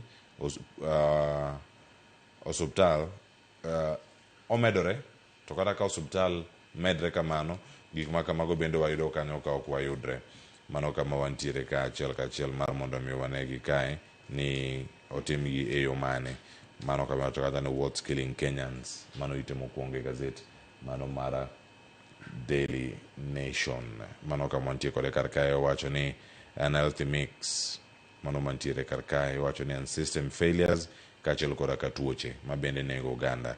Wacho na tamalo 40 mano mag non-communicable diseases mago mantiere kar ka koro sani oting'o kacha weche mag heart disease, tuogo mago mag adundo, nitie kacha tuo mag sukari, diabetes, nitiere cancer, nitiere mental health conditions. Iwacho ni magite koro biro atamalo 40 kantiere moko bende kaka miluongo kacha ni infectious diseases mano machalo kaka malaria, nitiere kacha TB, nitiere tuo mar ayaki. Iwacho ni mago bende pod medo kelo pek ne oganda mathoth ahinya. Ite mokwongo kanyo nitiere kacha wacho ni nitiere oganda jo Kenya makale chiedhnade mathoth ahinya ndio kata ni famine mano kirango bathe kacha ene ite mar 19 kata kama nangisome wacho ni ero koro sani dwaro mar mondo mi okonya ne oganda mawuok North Rift ma bende koro kalo e midiero ahinya. Wacho ni Red Cross koro kwayo jopur mago Uasin Gishu kod Trans Nzoia counties mar mondo mi gichwale chiemo mathoth magiyudo ne oganda mamoko mantiere. Wacho ni appeal for surplus maize from North Rift to feed starving Kenyans. Mano kama gintiere kar kacha. Weche mag accountability nitiere bathe kanyo koro moge jomwa matangi ochopo kacha nyim Senate mano kata kodoko ne governors mamoko osebedo kacha ka tamore chopo. Te wacho ni kama nitiere kacha ndi gik mathoth ahinya manolose kotenore nyaka yuto mag county. Wacho ni kata kamano nitiere oboke moro maneore moko chwalne apisa auditor general idhi chwale kendo kawuono sadeki geno dhi chopo kar kacha. Nitiere weche moko mantiere kae ite maiye ka ng'iyo dane weche go mago ma Coast General Hospital monalose KMPD wacho ni nitiere political interference kata donjruok gi weche go mag siasa mana kama nitiere kar kae nyakura moge jwang. Mane makelo e giko mar gazet som gazet ma umuri ka okinyi makawuono akaw yweyo masani aduogo kae kod Shemo huko ma en manager mar weche mag nonro ka Nairobi Securities Exchange ma bende osedoje studio kar kae. Wadhi bedo kode kuom thuolo mar romo dakika 30 ka wapuonjore kendo wabedo kod ng'eyo ni to gin weche magi kotenore kod uso mano chiro mar ohand pesa. Nyakura moja bende ng'eyo ohand pesa no chal nade, iketo mwandu e yo mane. Kite kar ka nyinga Cleophas Oluoch yakisumo kanya kwa mokeo nyaka chisango oriti masani kikiri mambori mara duogo bang'eyo mana wakao sani kite manaka.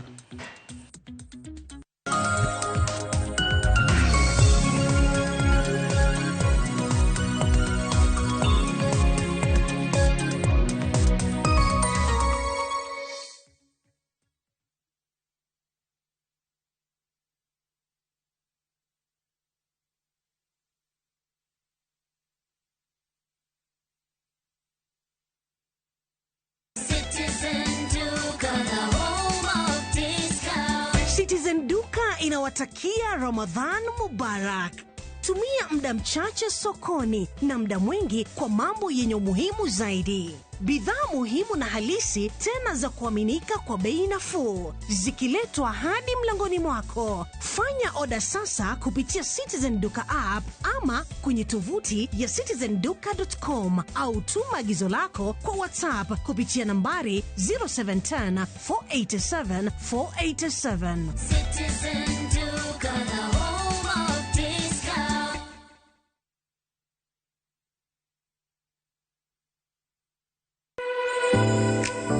Chiemo ok en mana gima wachamo kende, en sigana, tim mapile, nyasi mar nyiso ni wan ng'agini. Mit chiemo en ang'o? Kitungu. Ber mar chiemo mar fry en ka kitungu nene. Wanono kido mag tedo e alworawa duto. Wafwenyo yore mag tedo mopondo, timbe anyuola, koda hera mamiyo kit chiemo moro amora bedo gi ngima. Chiemo ichamo gi wang'. Koro nyaka ikete maler koka obedo gimoro ma wang'i nyalo kelo miluma mar chamo. Ma ok en mana tedo kende, en kit ngima mar oganda michiwo e mesa. Tedo gi chiemo kod jailieta tich adek, saa 2 okinyi, kik bai.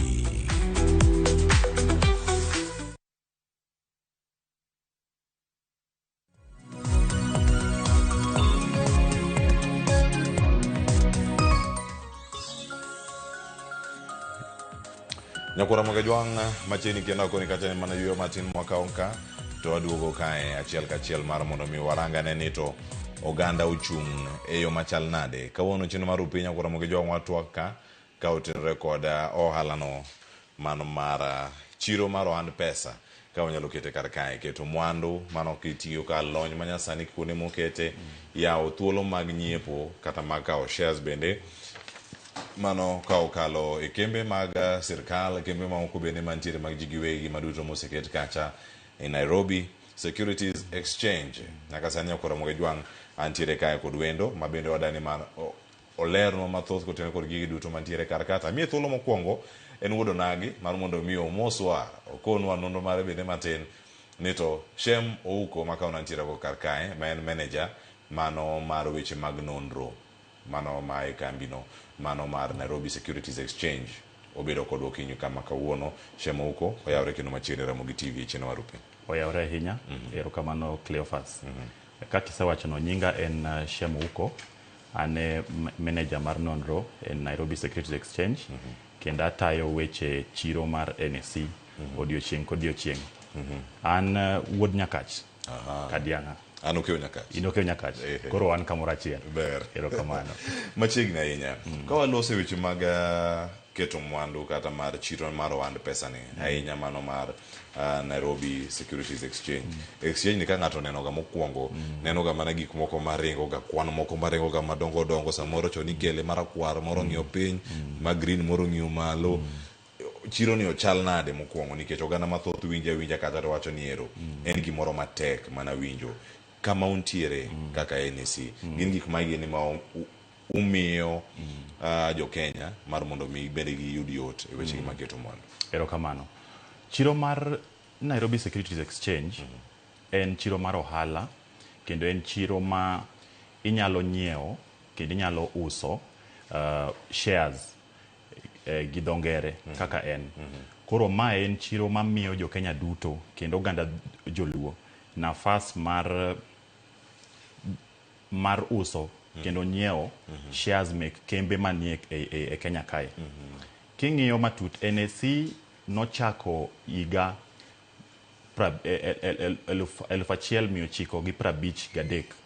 Sani en gi higni moingo 70. To osemiyo oganda mathoth kendo jo Kenya mang'eny nafas mar dongruok e yore medo ohala, loso mwandu gi gik machalo kamago. Koro gisani gima nyalo wacho ne oganda wa majoluo ni NSE nigi nafas kendo omiyo oganda mang'eny nafas mar loso mwandu. Ginyalo loko ohala kaluwore gi kembe ma ginyiewo kata giuse shares go.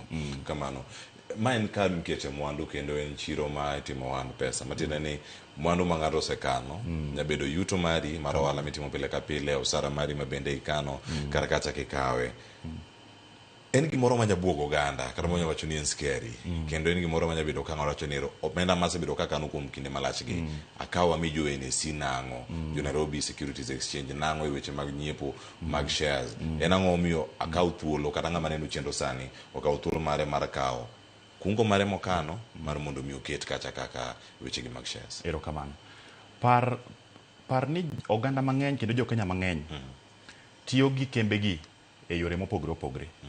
Sani kwa wuoyo kodi kae wan gi mbui kae to watiyo gi simu. Kendo kidwa gocho ne ng'ato, titiyo ga ng'owa, itiyo gi credit ni. Mano ng'iso ni products ma kembe gi manie NSE gi chiwo oko kacha. Mago e gik ma ineno ka oganda temo tiyogo. Sani kana donjo kae, osemiya chai kamoro kacha. Nitie kambi moro manie NSE kacha. To en kambi maloso weche madhi gi majan. Mago gik ma madho. King'iyo sani, pesani e Cleophas, ikano kure e bank. Donge? Kamano. To sami kano pesani e bank ni, bank no medo dongre. Koro gik mineno, kembe mineno sani ji kete e pesa gigi ka ginyiew share. Mago gin kembe ma ji radogo e odiochieng' kodiochieng'. Koro miyo ja Kenya kata oganda jaluo nafas mar bende mondo onyiew share mar kambino. To ma miye yot ma ka kambi otimo maber nikech okeno kacha to bende otiyo gi kambini, otiyo gi products me kambini. Sama kambi medo dongo, ngiso ni kata embe share ne timbre idho malo. Koro mokwongo ichako gi gik ma in ge odi kacha. To sama kambi no medo dongre, in be share ni mani keto kacha timbre nade medo di malo. Koro nyaki kungi chak gi gigi watiyo go pile. To kwa tiyo gigi pile, ang'o ma miyo kwa nyal bende keto pesa wa e kembe gi mondo pesa wa nyuolre. Sama miyo gi pesa to kambi bende shares bende nyuolre.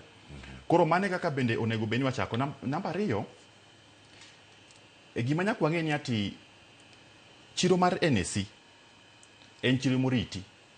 Kendo rite gi chike mar kambi miluongo ni Capital Markets Authority. Mane duolno mochung' ne rango kako tiyo. Ma ng'ato koketo mwandu ne kata wacho mar Kenskeri, kobed gi kibaji. Kikobed gi kibaji nikech orite.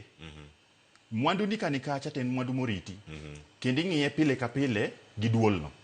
Koro ng'iso ni ati ka in jakeno to chuno ni nyaki ng'e ni ati mwandu ni oriti e NSE kod duolno. Koro mago gik manyalo miyo bende ng'ato kik bed gi buok ni kaketo pesa na kacha to pesa na bo lal. Pesa ni ok lali. Kamano ang'e ni mana gimilose kar kanyo achiel kachiel. Wacho ni mwandu nyalo lal kata mwandu nyalo bedo kata kadok piny. Mana kwa rango mana mapiyo. Ng'ato nitie kaka wacho ni chenro mwalose sani Shem. En mana mag big investors. Kata joko man gi mwandu jomoko kama gintiere. Ng'ama nigi pesa ne moro matin. Bende en gi thuolo mar bedo e mesa no kudu achiel kachiel to wach ni ero. An ka kora nyiewo shares mag kambi machalo kama kosen mana mag jomoko. Mano e gima just bedo ka wacho chakre chon. Ni ki NSE en mana ma joma nigo. Mano en gima onge. NSE en chiro mamiyo nafas jo Kenya duto gi oganda joluo. Mar keno kacha. Kata in go kata iogego, inyalo chako keno. Kanyalo paro higa mokadho 2025. Nowa yango keno ni sani nyalo nyiewo share di achiel. Chon ni nyalo nyiewo share ma ok tin ne 100. To sani sama wuoye ni inyalo nyiewo share di achiel. Nyiso ni oganda jo Kenya te, oganda joluo gi jo Kenya duto sani nyalo donje NSE kendo ginyalo nyiewo shares kaka dwarre. Koro ok nyis ni ati ni nyaki bed gi pesa malich kidonje NSE. Dwaro mana ni ati pesa ni matin ma in go no emichako go timede mos kiidho. Tadwaro mi mufano achiel. Sani king'iyo kambi kaka koro mar Safaricom, bech share ne achiel en karibu siling 30. Nyiso ni ng'ato ka nigi siling 35 to nyalo nyiewo share di achiel mar Safaricom. Ineno.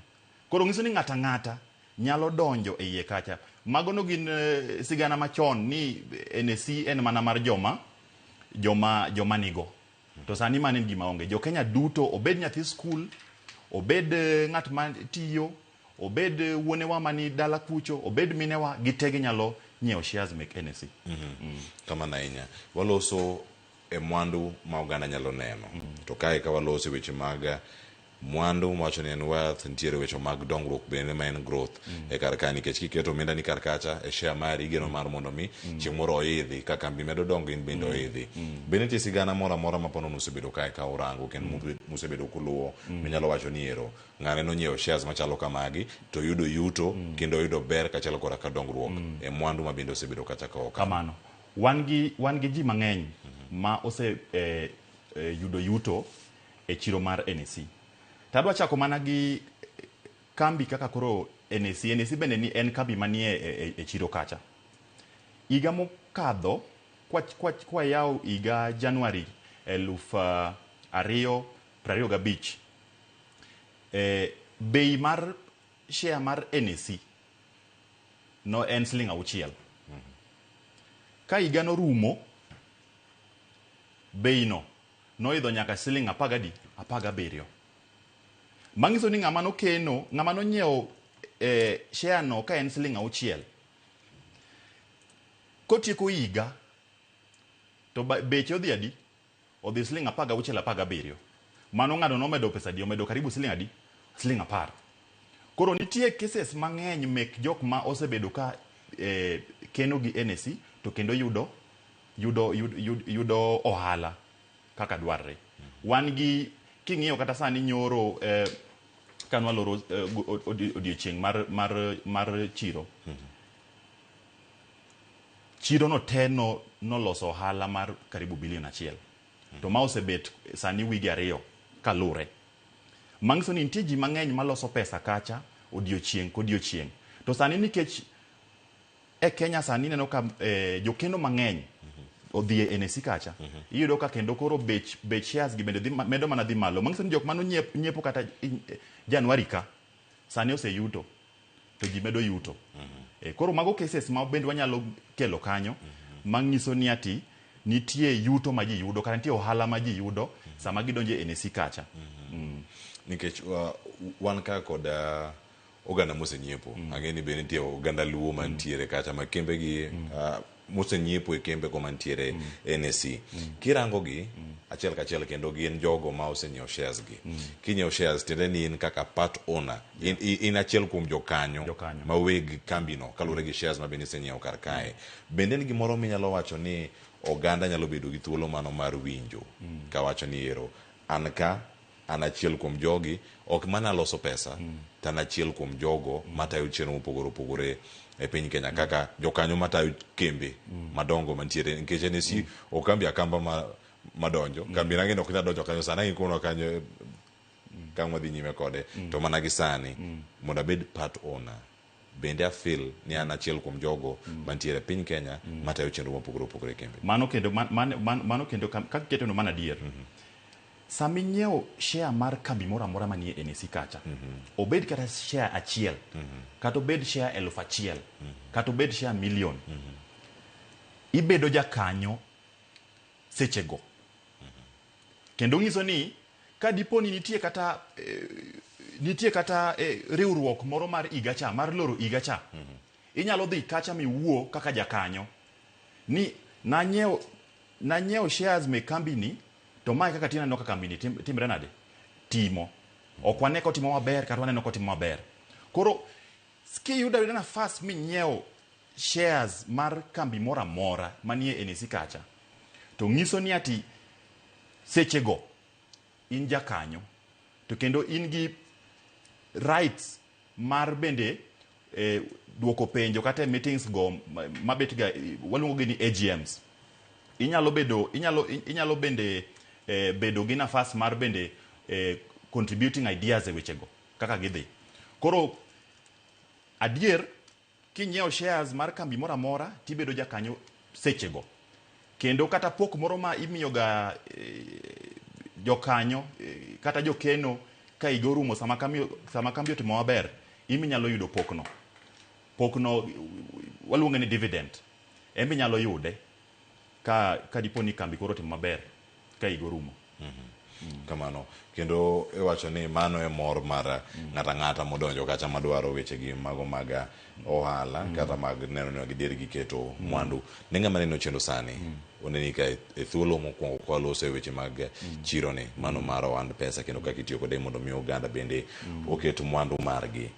Gin gik mage manyalo ni low hanging fruits kata mwandu magi nyalo yudo kacha machiegni ahinya kata opportunities mantiere e kambi waka kuom ranyisi wan gi jowa ma dachako keto mwandu dala gacha de jok ma dachako keto mwandu to gikiane gi maka ng'o mokwongo jok luongo ni beginners gi ok gin jotene mosebedo e sekta ni kuom thuolo malach ahinya. Onego girangi yo machanade ahinya ka gidhi kata mbui maru mano mar NSC kata ka gigo simu magi monego bed ni gipenjo kacha mokwongo magi nyalo neno kaka giketo mwandu.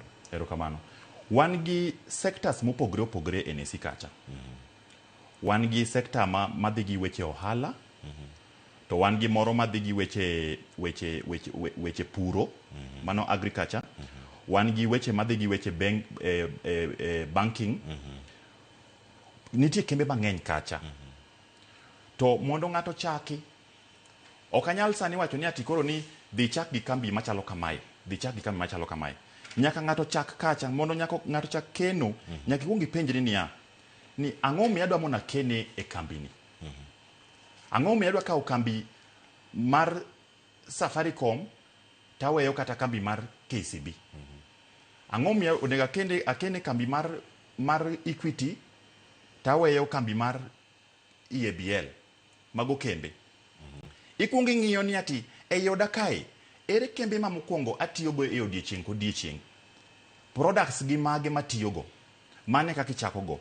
Mane kaka michake. Then idhi mbele ipenjri niya, to i kambi gi ere mosebedo ka timo maber igni mang'eny. To ere kambi moro ma ji wacho oko kacha ni timo maber. Koro kiseng'eyo ni ati mae kambi mitiyogo e odiechieng' kodiechieng' e odi kata makonye gik mopogore opogore e odi. Tichaki ng'iyo ni ma kambi ma bende timo maber. King'iyo record mar kambino igni mang'eny chien, ibono kaka mini en kambi ma osebedo ka timo maber. To ng'ato ng'e nade ni otimo maber nikech ng'ato nyalo wacho ni kodonjo e portal moro mokwongo gimbo dhi nene mana line mar okwere gi line moro ma green kata kacha daily performance magi kama gintiere ka. Ng'ato ng'e nade ni kambi kuom ranyisi kambi kaka Royal Media Services kantie kanyo ang'imiwa ranyisi kuom kembe mamoko ni gitimo maber nade e nonrono. Koro timo maber kae ikwongo ing'iyo kaka bech share ne dhi. Inyalo kwongo ikawo higa mokadho kata koro sani koro wan higa 2026. King'iyo 2025 ibiro ng'iyo ni kambi ni bech share ne en adi. To samwantie sani ni beche oseidho kata kose beche osebedo ka lor piny. Koro mane kaka ichako ng'iyo. Koro ka beche en bei ma idho, iseno ka beche idho, ng'iso ni ati kambi ni dongre. To mane yo mokwongo minyalo tiyogo mar ng'eyo ni kambi ni dhi maber. Mar ariyo en kambi ni bende ochiwo pok. Ochiwo dividend. Osebedo kochiwo dividend higa ka higa pok. Mano bende inyalo ng'iyo kanyo. Ka en kambi machiwo dividend higa ka higa kata pokno. Bende mano bende kambi minyacho ni atimo maber. To mage kembe minyalo chako kete pesani. Kamano, wan gi jogo manya wacho ni gin seasoned investors kata jogi mosebedo ka timo ohala ni kuom kinde moro malach ahinya. Gin bende gineno chenro sani. Gida kama ginyalo ole pesa, kama ginyalo kete pesa gi mar mondo mi giyud yuto kata mondo mi giyud ane kaka chenro magi mapile ka pile nyalo bedo kata kadhi nyime. Dikon gi ang'o kutade kod lokruoge ma pono no untiere godo kata chenro manyien ma untiere godo manyalo konyogi e bero chenro magi maketo mwandu. Koro jok ma oselony e weche keno mang'so ni gin jok ma kata gik machalo koro shares gi gin jok ma kene kuonde e kembe mopogore opogore. Nitie products mopogore opogore ma NSC bende chiwo. Share en mana achiel kuomgi. Nitie bende moro miluongo ni bond. Sama ineno ka sirikal manyo pesa cha to kwayoga jo Kenya ni miwauru pesa mondo watim go developments wa. To gimiyo jo Kenya gimiluongo ni bond. Mano bende ni opportunity moro ma bende nie NSC kacha, chiro mar NSC. Nitie gik machalo nitie product moro manyien miluongo ni derivatives. Koro embe en product moro ma jok molony gi jok moseng'eyo weche chiro ni. Mano bende en product ma ginyalo kawo mondo bende gikene. Koro nitie products mopogore opogore kacha kiwe mana shares en adi en mana achiel. To nitie moko mopogore opogore makoro jok makoro se yudo nafas mar kene shares nyalo bende dhi kenewe moko mopogore opogore gi kaka bonds derivatives gi moko go. Kamano ang'eni ma to pogore ahinya gi kata mano ma bende isebedo kiwacho kata kaka pok adhi penjo moko modong' ka matin. Oyawe ne jo Kenya duto koso okete nadi ke sani wan gi jogo maneno chenro sani ka otimo wande moro mar lupo e nam kacha janam cha bende nyalo yudo thuolo mar donjo e mesa ma iwacho ni jo madongo emosebedo ka nitiere kod iselero no ken mar jo madongo kende en mar ji duto kamirange kar kae mar mondo iwach ne embo feel part mano mar kambi moro amora ma nitiere kar kae to yot mar donje en mane nikech ka wanyawacho ni nyago simu nyadonje website jogi samoro gima ginyalo timo en kata oro message to jidonjo kar kacha achiel kachiel. Chiro mar NSE oyaw ne jo Kenya duto kendo kaka nawacho cha ni ng'ata obed ng'ama nigo obed ng'ama onge go nyathi skul sani nyalo yudo thuolo matimo ng'owa mar donjo e chiro kacha kendo kada ukinyi sani ka ng'ato ang' koro dwa donjo onyalo donjo to donjo sechego. Wigi ariyo mokadho wariwre gi kambi mar Safaricom to nwa puodho gimiluongo ni ZD Trader en M-Pesa nikech nwaneno ka jo Kenya mang'eny samoro kadwa yawo gimoro miluongo ni CDS account mondo ichak keno to ng'eny gi chuno ni nyaka gitimre nade gibi Nairobi ka mondo eka gitim ang'owa mondo eka giyawo account koro ne en tich matek koro mondo wachop oko kucho ne jo Kenya duto oko kacha nochuno ni mondo watimre nade wati kanyakla gi kambini mondo waket ZD Trader no manyalo miyo jo Kenya dudo nafas mar donjo koro mondo idonje ZD Trader nyiso ni nyaka bed yang'owa nyaka bed gi M-Pesa mondo idonji koro mane yot manitie sani koro mondo ng'ato donji chuno ni mondo yaw account to yo mayot kabisa en ni kin gi M-Pesa ni tinya mana donje ZD Trader tinene sechego tichako nyiepo okadho dakika 4 mondo idonje e NSE sani to kata kin gi share di achiel kidwa nyiewo share achiel tinyalo nyiewo share achiel sani nitie kambi ma share ne en siling 5 mang'iso ni ng'ama nigi siling 10 sani nyalo donje e NSE to en mana jakeno mar kambi no mane yot ma sani NSE ntiego kata ng'ato ni kure Kenya ni sani ng'ata nyalo donjo e NSE en osebedo mayot kamano koro gino moro machon moro mane wacho ni ati ni NSE mana ma joma nigi pesa ne nikech ji mang'eny nok nyachopo Nairobi koro sani to kata wan kae ng'ama ni dala sani ng'ama lupo kata nam sani nyalo donjo e NSE e kinde ma gidonjo nikech kata kisedonjo nikech nadonjo e ZD Trader mano motelo jatend piny Kenya bende donjo kar kacha kitemo range in gi part miluongo ni portfolio mari kendo kata ka inyiewo shares gi duto iyudo achiel kachiel ka inyiewo mar kambi ni kata kambi X Y ka gimedore kacha gi duto tikoni kata portfolio mari romo kama kata bang'e tradings magi inyalo yudo thuolo mag rango kacha achiel kachiel e kinde mineno kata ka olwar piny mikoni kawuono los chalo kama los mari en 250 los mari 350 e kinde molwar piny to moko bende kinde moro idho malo uso gi nyiepo itimo gi geyo machal ngi ng'ato wacho ni anaketo omenda na e kambini tadwa range ni bang' dwe achiel achopo kanye anyalo wuok oko anyalo uso shares maga anyalo nyiewo mamoko tanya time nade mar mondo mi ayud pesa na mana keto kacha cha koso kosedhi to kanye mentiere ok diduoke kuom ranyisi M-Pesa mari kendo mano kare koro gima timre en ni sami donjo e chiro mar NSE kacha ka koro isedonjo iye ma koro ichako ohala ni nikech ohala dwaro ni inyiewo tiuso ok en ni nyiewo irito en gima inyiewo to kineno kodhi malo tiuso koro mae kaka otimre ga ng'eny ji mang'eny ka donjo to nego bed ni donjo sama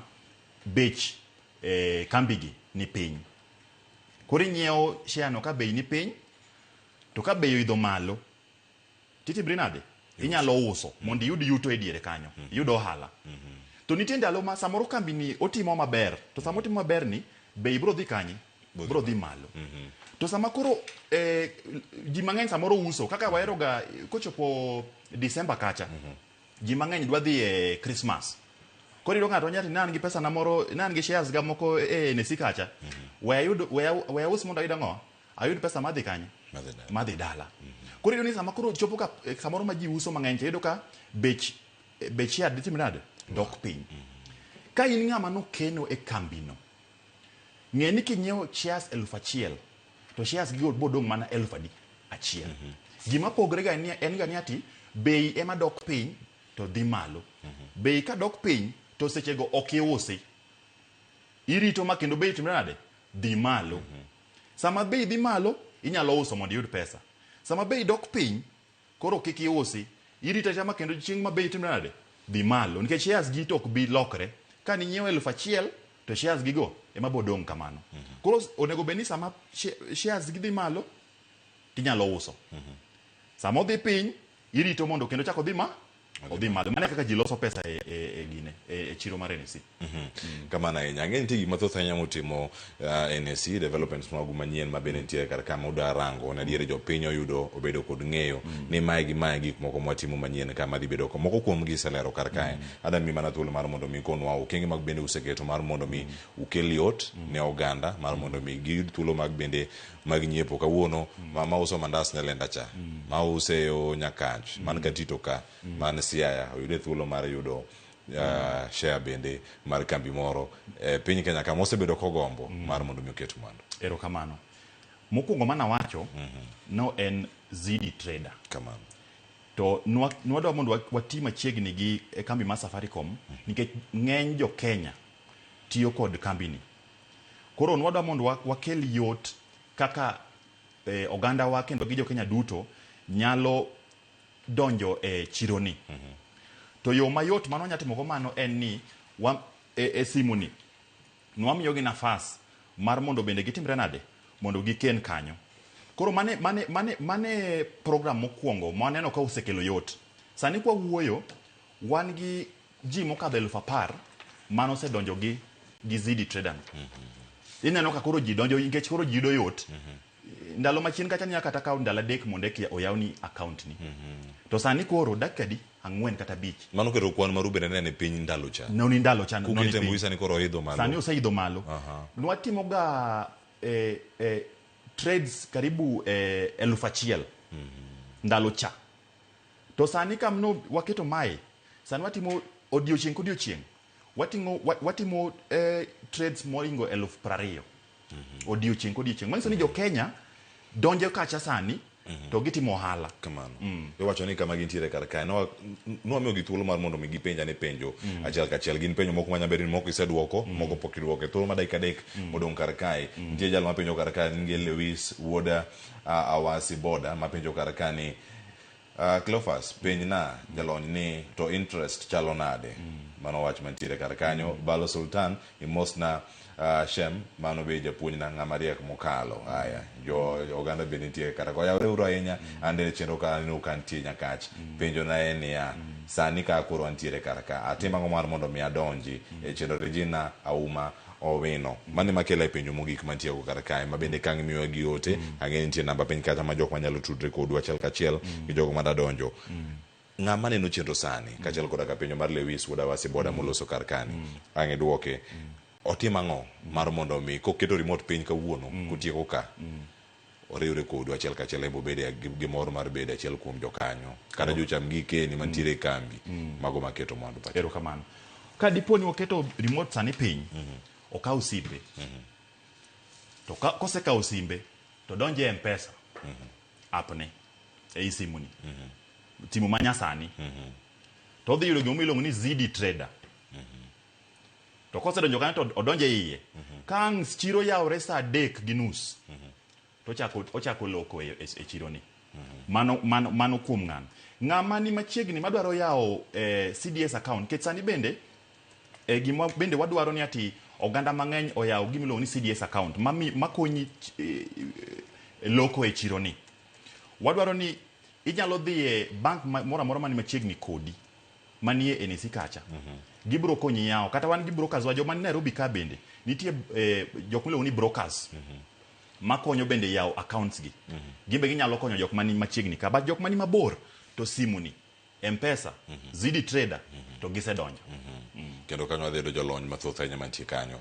Yawe saa 3:30 ilore saa adi tang'o miketega mana kanyo ni ero saa 9 kochopo saa 9 kama to ufwale ulore kanyo kama intiere utemeka kanyo ekine machal nade. To malure gi chike manie gine capital markets kata e chiro ni kaka ntie. Koro yawe saa 3:30 to koro mo saa 9 tilore to mbele kae wada mondo wamed sechego mondo oganda mang'eny gi jo Kenya duto ng'eny gi yud nafas ge ji mang'eny wacho ati samoro gi yud nafas mar donjo koro da mondo wamed nafas no mondo koro ji mang'eny oyud donjo e chiro ni. Agunero kama na Nyashem uko kobedo kodwa ng'eni ma en mana chakruok mar twak mobedo thuolo mano mar loso kod oganda wa okinyi maka uono kado okinyi odiochienge mamoko mabiro e chiro ni maru piny ka wapuonjo gi kotendo kod NSC ka nyalo donjo e chiro no mar ohand pesa kiketo mwandu iuso tinyiepo erokamano kombedo kodwa nyakora monge jwang' wantiere kai kod Shemo uko ma en manager weche mag nonro mano ka Nairobi Securities Exchange ka olero na mathoth kotendo kod chiro mar ohand pesa anyika Cleophas Oluoch jakisumo kanyo kor mokio nyaka Kisango saa saka dakika 35 tok saa achiel mar okinyi ma kawuono mane mokelo wae giko aduoka kod twak e chal mar piny Kenya oriti masani.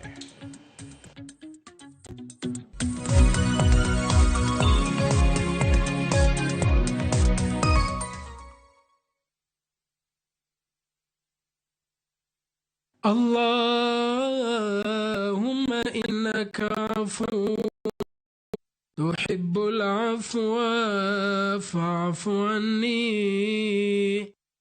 Ewe Mola, wewe ndiye mwingi wa kusamehe na unapenda kusamehe. Naomba msamaha wako. Dial *860*286# to get Dua ya Ramadhan as your skiza tune.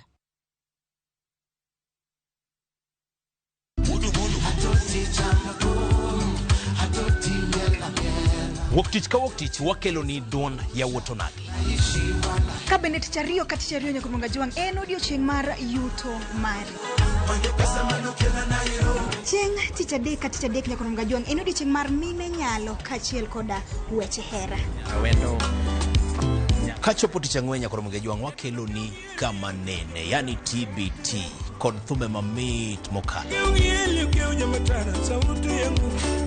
Furahi the edition and thum kaliech. Loso kapuoyo nyakumunga juang. Ka wakelo ni jo thumbe mopogore opogore. Kanyo ndo bende wakelo ni gimiluongo ni Ben Yawan.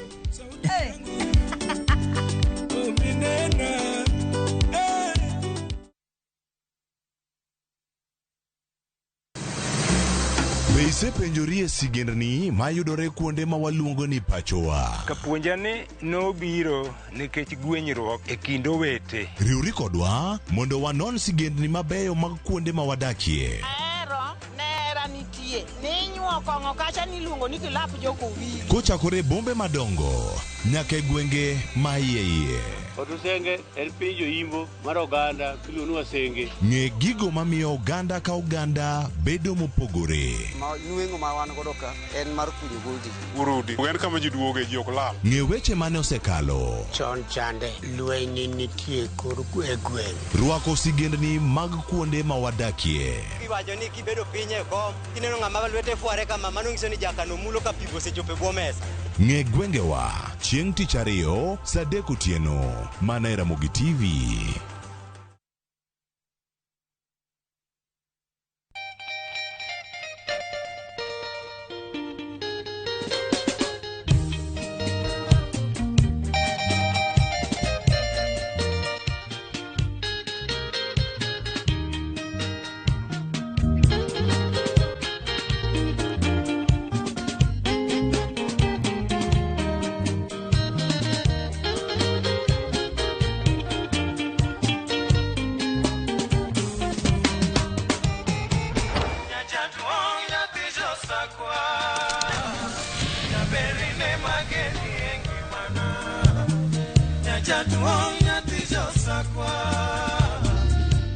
Radio Ramogi, Cartoon Jaluo. Radio Ramogi.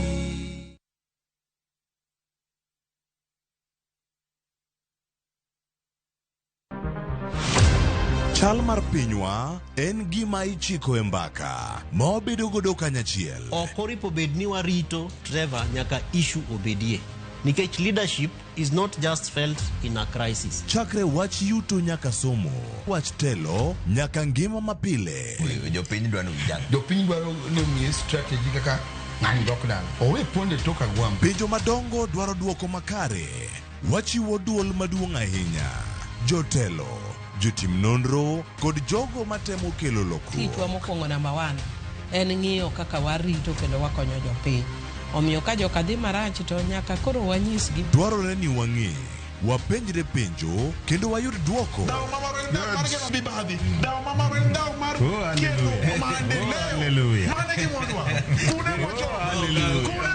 Riuri kod Trevor Ombija, Tich Adek, Saa 3 otieno, mana e Ramogi TV.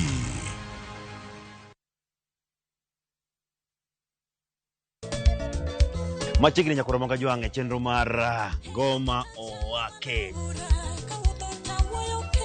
Wuok tich akelo ni mix bokwe. Kaito tich ariyo. Reggae owake, yani tunaongea na Majar Rastafara. Alafu Tich Adek nyakoro monga jwange akelo ni mana yani ngeni baka gi wasanii. Tich Ang'wen is kama nene, yani kitambo zama za kale. Alafu Friday, si unajua tu Friday tunafanya namna hii, nyakora magojong Friday ni supuzo wake. Sapar gina kapaga beach nyaka sapaga Rio kod Ann PDG Papa Vic, yani ukipenda mzee kijana.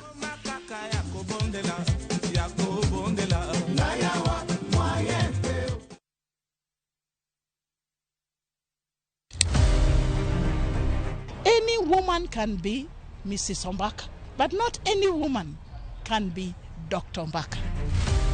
Gin mine mabende osebero ngima magi kabende gijiwo joma moko otim kamano. Wadwani mondo wajol joma mine, watieg joma mine, mondo kwan joma mine mantie telo obed mang'eny. Gichiwore mar mako lwet jogo mawuok tokgi. Sa ochopo manyaka wan mon ok wanyal timo demonstration. Wanyalo timo sit in. Watemo wacho ne nyithindo manyiri ni kaber to konego bene oringa kende ka wiye bare ni to tina chom kanye ka nitie gima thage to yudo ng'ama miyo mosewuotho yor nieri to penjo wach mantiere. E chenro ni mar mine wacho wakelo mine mantiere gi lony mopogore opogore. Tudi koda juma ka juma Tich Ang'wen e chenro ni Saa 3 mar otieno.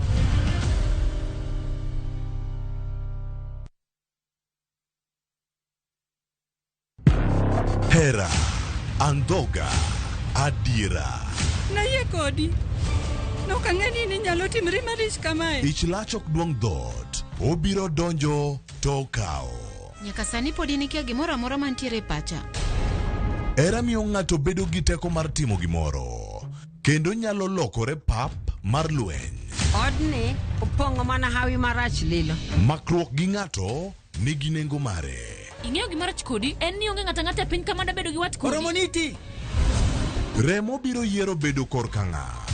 Kata kapo ni wanjo kod gi nyako, mano ok onyiso ni wan waonge ratiro mekwa, omiyo an abiro chung' kode. Onge gima siko kopondo nyaka chieng'.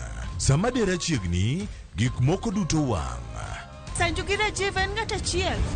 Wae donga wache dier. Parineti. Wuok tich nyaka ngeso. Saa 2:15 otieno.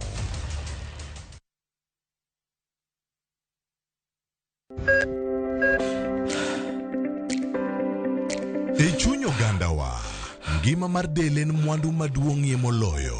Mondo tekruok mar dende obed maber, ok gin ga gik matek. Gin gik miluongo ni lifestyle.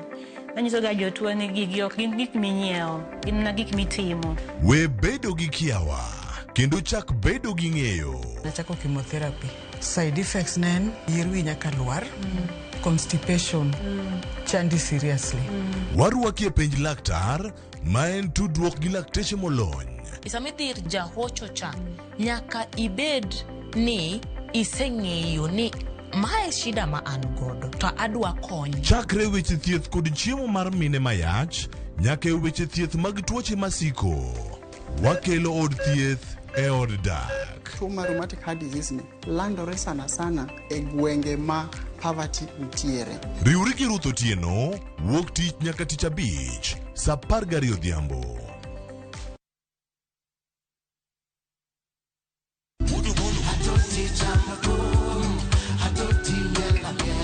Wuok tich ka wuok tich wakelo ni Don ya Wotonagi.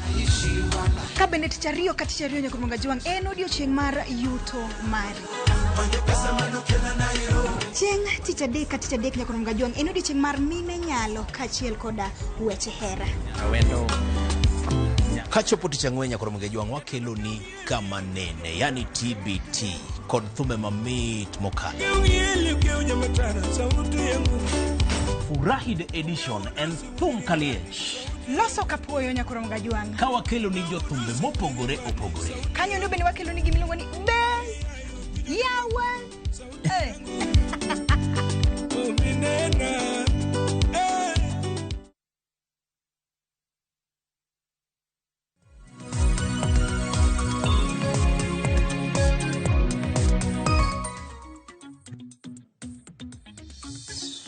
Nyakwara mojong machino ntiere kar kae chal mar piny Kenya okinyi makono ka pod wago tarubina konde mopogore opogore ka wakoni kani weche to chal nade nyaka sani kama lose kodi kar ka nitie weche mathoth ahinya ma pod waluoni kar ka ma pod ang'wago e wang'wa odiochieng'ni ma kawuono.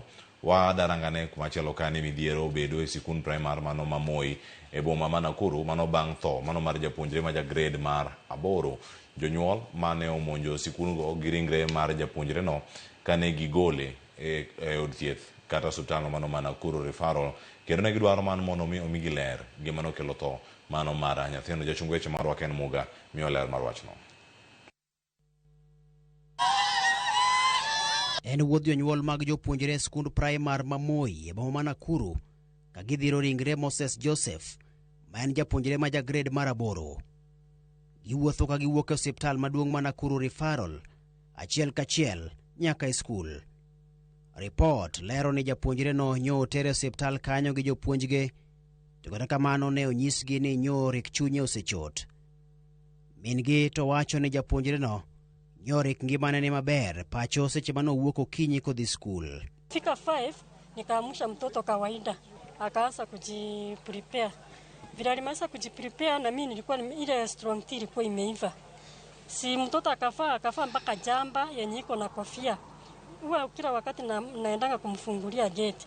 Nikamwambia juu mvua inanyesha na wewe ndio umevaa manguo ya joto, umevaa mpaka jamba iko na kofia, ende ujifungulie gate. Akaenda akafungua gate akarudisha kifungu. Akatafuta kaambrela chini ya kiti akapata. Nikamfungulia kwa kaambrela nikameharibika, akajikinga nayo. Akaniambia mam, bye. Sasa saa 2:45 ndio sasa tunapigiwa simu ati kuja shule. Ni nini? Mtoto amefaint. Nikamwambia sasa alifaint kwa nini? Ati wewe kuja tu. Mimi nikamwambia mama kuja. Mama akakuja. Wakapata hata sasa pelekwa hapo Meti. Wedege mamoko bende koro sundo ni nyaka migi ler malong'o mar gima okelo tho mar nyathino ni Martin School nyori kokomiyo gi report mora motelo ne tho mar Moses. Kasani bende giywak ni ripode magiyudo gin mokikore. Tulionana naye jana, hata kulikuwa na shughuli nyingine tulikuwa na yeye. Alikuwa bweli kabisa wa afya. Mtoto alikuwa sawa 100%, hakuna shida alikuwa nayo. There before kuna shida asha experience. Na kidogo akanipigia. Akaniambia unajua Moses leo wakiwa nje wamesimama alianguka chini, kichwa ikagonga floor. Kumpeleka hosi, head teacher akatoka emergency akakuja akatuambia kwamba mtoto amepass. Laktar maduong' mar osiptal ma Nakuru referral James Waweru oyango ni Moses nyori kosetho e seche manyo ochop kode osiptal. Apisa ma otelo ne chenro mag somo e kaunti ma Nakuru Victoria Mulili to korka kore bende olero ni nonro osechakore mar kunyo matut e wi masirano. Ken Muga, Ramogi TV. Kamachielo lit kod kuyo okwako anyuola mano mar Austin Ogola mane en jalonyo wechego mago mag lab mano kwany ringre mare osiptal mano e apaya bath apaya ma Kangundo Road kowito ngimane kinde machuok kende bang' wuok e tich. Lipot mar bero mar ringre mare bende ok oyudo maler gima nokelo tho mar Austin. Jafwambo marwa Cynthia Onyango nigi lerno.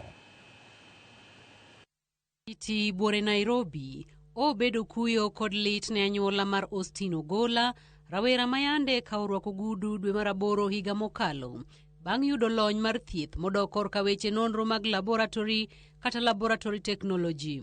Bang' yudo tich kendo tiyo kuom jumbe 2 kende, Austin ma jahigni 28 nyo okwany ringre e bath apaya ma Kangundo Road ka owito ngimane kendo dende onge kod ranyisi moro amora mar hinyruok. Mano nyo obedo mana thuolo machuo kende bang' Austin wuokie tich mane obete Otieno Tulu. Pamela Atieno ma en min Austin e kinde yango ringre mare gi lit mar miyo wacho ni Austin yande kowuoyo godo e wach lo moro manyo dwaro ni orangne wachne, mak mana ni kano chopo chieng' Jumapil e kinde mane entie od lamo nyo yudo simo ni Austin okwany ringre mare bath apaya kowito ngimane. Aloso kode chieng' nyongesa kar sa bich 4 ka madhi 6 ema wuoye kode penja ne mama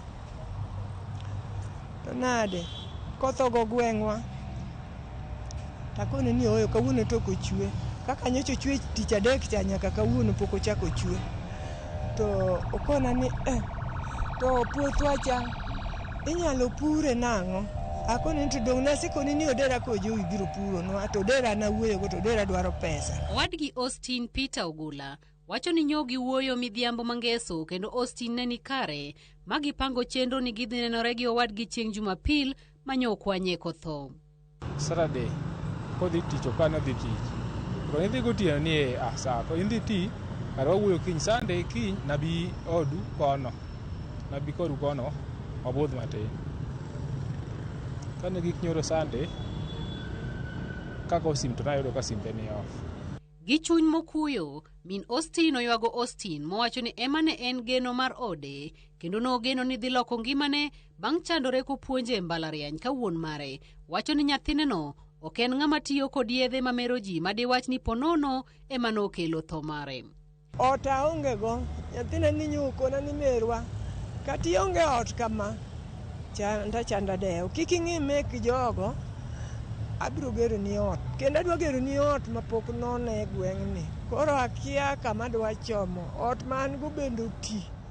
Tim nang'o nyathina, pitara nyathina. Austin osebedo ng'ama onge wach gi ng'ato, ng'ama ng'ato wuoyo go. Bora nong'eyi ok okadhi. Gimoro amora mobilo ni kong'o kiang'o kobil. E nonro marwa, Austin nyowuok e tich e kar thieth ma Umoja 3 kar saa 2 kod dakika 15 kowuotho dok ot machiegni gi kama otie. Kar saa 5 kod dakika 40 obila mag tesend obila ma Molem oyudo simo manyiso gi ni okwany ringre rawera moro e genga paya ma Kangundo kowito ngimane. Bang' chopo kendo yango chal mar ringre mare ma nonro mar obila oyango ni ne onge kod kit adhola moro amora. Ringre mare okaw kendo chwale kar kano ringre ma City. Lipot mar jatim bero oyango ni ringre mar Austin ni kod ranyisi mar buok mar remo e achiel kuom ler madongo, mak mana ni ok en gima duong' manyalo kelo tho. Ka kuom mano, nyirni mag dende moting'o remo, chiemb iye, bath chunye kod nyarogno okaw ma idhi timne nonro matut mar fwenyo kaponi nitie gimachielo manyo kelo tho mare. Anyuola kod osiepe okwayo ler kod adiera ewi nonro mar ng'eyo gima okelo tho mar Austin Ogula. Ang'o manyalo timo ng'ama ngima manie tich ma daktari in a short period within 25 makata some people neno ka en active e Facebook okinyi ko gino okane akwayo ni kaber to nikech sirikal e lwedo maduong' onyalo konyowa further investigation. Austin was a good friend of mine, very close friend of mine, and it's unfortunate tumepoteza Austin kwa njia yenye haiaminiki. Ani kaka dwa dhi chiemo, kaka dwa dhi puro, aonge geno no rumo, daktari onindo. Matin ne seche 24 bang' min Austin wuoyo kod Austin kendo gigoyo mbaka e chal mar puothgi, simo mar tho mare pod kelo penjo mathoth ni to en nade mar ng'atno mane owuok e tich saa 2 okinyi iyudo ka otho saa 6 mar odiechieng' to en ang'o madikel tho mare. Cynthia Onyango, Ramogi TV, Nairobi. Kamano nyako Ramogi Jwang. Wadhi nyime ni lakteche kar thieth mano ma Coast General Hospital, mano ma Mombasa, koro buono mano mar bago ng'anyo. Kalore gi okang' mane okaw gi duol mano motelo ne kar od thieth no mano mar chungo e tich, jata tije mano Dr. Iqbal. E wi gino magi wacho ni en yulo e tich. Ma en bang' kane anyuola moro wuok tung mosuogi tend kar thieth no magi seyo kuom rem timo bero ni jatuogi nikech ne gionge gi omenda mane dwaro. Magiko ne jatuono ne owito ngimane. Joja oko nigi ler mathoth kowuok Mombasa. Jopiny e kaunti ma Mombasa ne jowuok oko kendo siro kang' mane bod mochung' ne kar thieth ma Coast General okao mar chungo jata tije kar thieth no Iqbal Kandwala. Man en bang' anyuola mosenindo Ali Kibwana seyo tend kar thieth no kuom rem timo bero ne wuodgi mane ohewre nikech onge mar omenda magiko ne to ne ochua wito ngimane. Lazima alipe ndio apelekwe theater. Wamemdileisha mpaka amefariki. Sasa hivi tumepoteza mtu na pesa tumelipa. Sisi hatuna imani na mkubwa wa hospitali hii. Huyo Kandwala hatuna imani. Mwanzo mimi nina uchungu sana. Paka imefika kifo cha ndugu yangu. Odiochieng' achiel kende bang' ng'ur makamano, bod mar kar thieth no ne ochungo jata tije Iqbal Kandwala, okang' makata kamano ne osegi laktache makoni ne onego sum pache kapok okete thengi. Laktache go koro buono mar bago ng'anyo kadiponi ok biduoke e tich. Daktari mkurugenzi Dr. Kandwala hakupewa nafasi aitwe ama atandike barua aje aseme imekuwaje. We hereby issue a 7-day strike notice commencing on the 24th February tomorrow and lapsing on the midnight of 3rd March should the above concerns not be met. Madaktari wote wako na clinic zao. Wasituletee wa madaktari, wataka wagome watoke wote, tukuletee madaktari wapi? In fact wagome kuanzia leo. Wacha ati siku saba nini? Wagome kuanzia leo kuletee madaktari wapi? Moko kuom jopiny Mombasa ne bende opoyo kang' mar keto jatelo no thengi kagikoni chenro mag thieth kosebedo maber e kar thieth no. Kenya mangima hospital ma Coast General ka mainyo ji. Gima ma pesa kilo lazima chieng' achiel bigolo single fade gi 250. Kikompe gi Kenyatta hospital maduong' ma Kenya mangima. Ilo ni single fachiel gi 250. To wach machielo be kende thieth mar ka onge malong'o. Ithiedhi indiko ni yath yathi sidhi ng'ioko. King'iyo hospital ma yawo machiegni manjo ko yawo machiegni ka. Ilo ni thieth ni mbele moloka. Leo Coast General ilikuwa kama private. Yaani mpaka uwe na malaki ndo uje Coast General. Haiko hivyo. Na mwenyewe President Ruto amesema SHA inalipa serikali pesa nyingi. Kwa hivyo wananchi wakija lazima wapatie huduma. Tunashangaa sana na tunasikitishwa sana. Kwa nini Coast General imekuwa ni death den ya wananchi?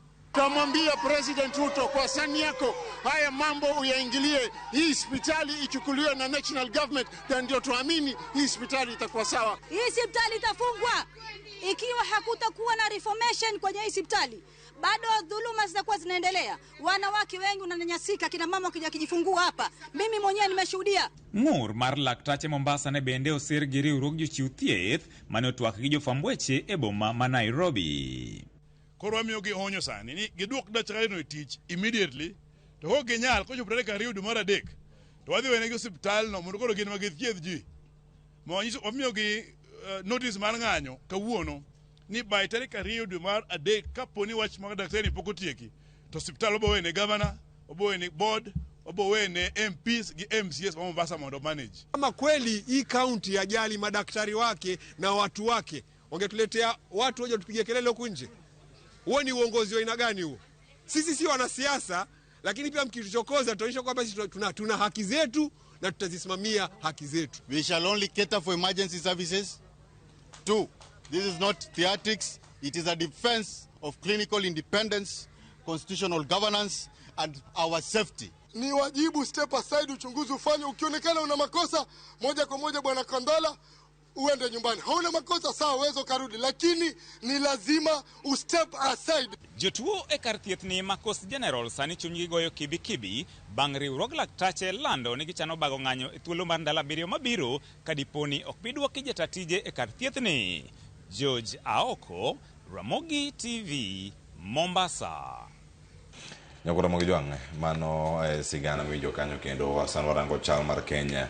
Gin weche mathoth ahinya mobedo kae katimre kendo ng'en thuolo mar mondo mi wawinj paro mano maga welo mantiere godo e studio kawuono ka ntiere kae Nyakura mogi jwang' onego bed ka kod welo ang'wen. Welo ang'wen giduto Nyakura mogi jwang' adong ka gi welo adek. Adong ka gi Dr. Pamela Odhiambo mano ma Woman Rep machon ma Migori, uture kod achiel kachiel kowuok Migori County.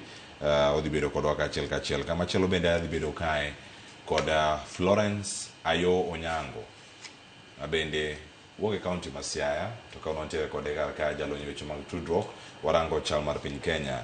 Welo mamoko mano go bedo kar ka moting'o Dr. Mark Matunga kaachiel koda ka mano Robert Nyasona ogochopo nikech iwacho ni gigo ma inyalo geng' to bende ok nyal geng'. Mago weche momono gichopo e studio okinyi ma kawuono. Mano Dr. Mark Matunga kod Robert Nyasona ok gidhi bedo e studio okinyi ma kawuono, adhi bedo kae kod welo ariyo gi mokwongo, achiel yor Zoom, achiel bende odhi bedo achiel kachiel e studio kar kae. Ami Florence ayo thuolo mar mondo mi mos okinyi ma kawuono, thuolo mare mokwongo e Ramogi TV e chenro ni mar piny. Florence oyawre kendo machiegni. Oyawre kamano. Achiew maber. Weche thoth ahinya matimre piny Kenya. Piny Kenya neno kawuono, ang'o mamori ang'o mok mori e iye ka sani? Piny Kenya nitie gik mang'eny matimore sani kirango ni wan e political season, wan e season mar siasa, to nitie joma mang'eny ma osewuok oko kendo gidwaro mondo gikony Kenya mondo odhi okang' machielo. Kowuok mano nitie gik matimre in terms of health. Waneno issues mag privatization mag factory moko matimore. Waneno ni ji osewuok oko mondo gikony in regards mar ni yudhe obed oket yudhe i line mondo giter mbele weche mag dongruok. To kendo ma yudre ni nitie a lot of collisions matimore. Kineno gik matimore Kisii, kineno gik manyotimre Bungoma, not Bungoma, Kakamega, kineno gik manyotimre Siaya. Yes, en political season, kendo mane gima jo Kenya sani rango, kendo mane gima concentration mar gintie kabisa. Koro girango ni jotelo mage ma ne wayiero higa moko manokalo to gisetimo nwang'o in terms mag dongruok, kendo giketo gi ratil ka ging'eyo ni nitie joma notiyo maber kendo gidhi dok italo, to nitie joma nokotiyo maber kendo gidhi dala. Koro sani iketo gi ratil, ipimo gi mondo wane kaka telo mabiro after 2027 dhi chalo nade. To bende winjo duond rowere adiere gigi duto Florence Kamirango ge bende osemegi thuolo moromo? Gima nyalo wacho Cleo ni rowere dakwarit no seche duto ni miwa thuolo mar telo. Wasega bedo kwa wero wende mag ni rowere ok miwa thuolo, rowere ok miwa thuolo, to wan kaka rowere ang'o ma watimo mondo wayud space e telo masani.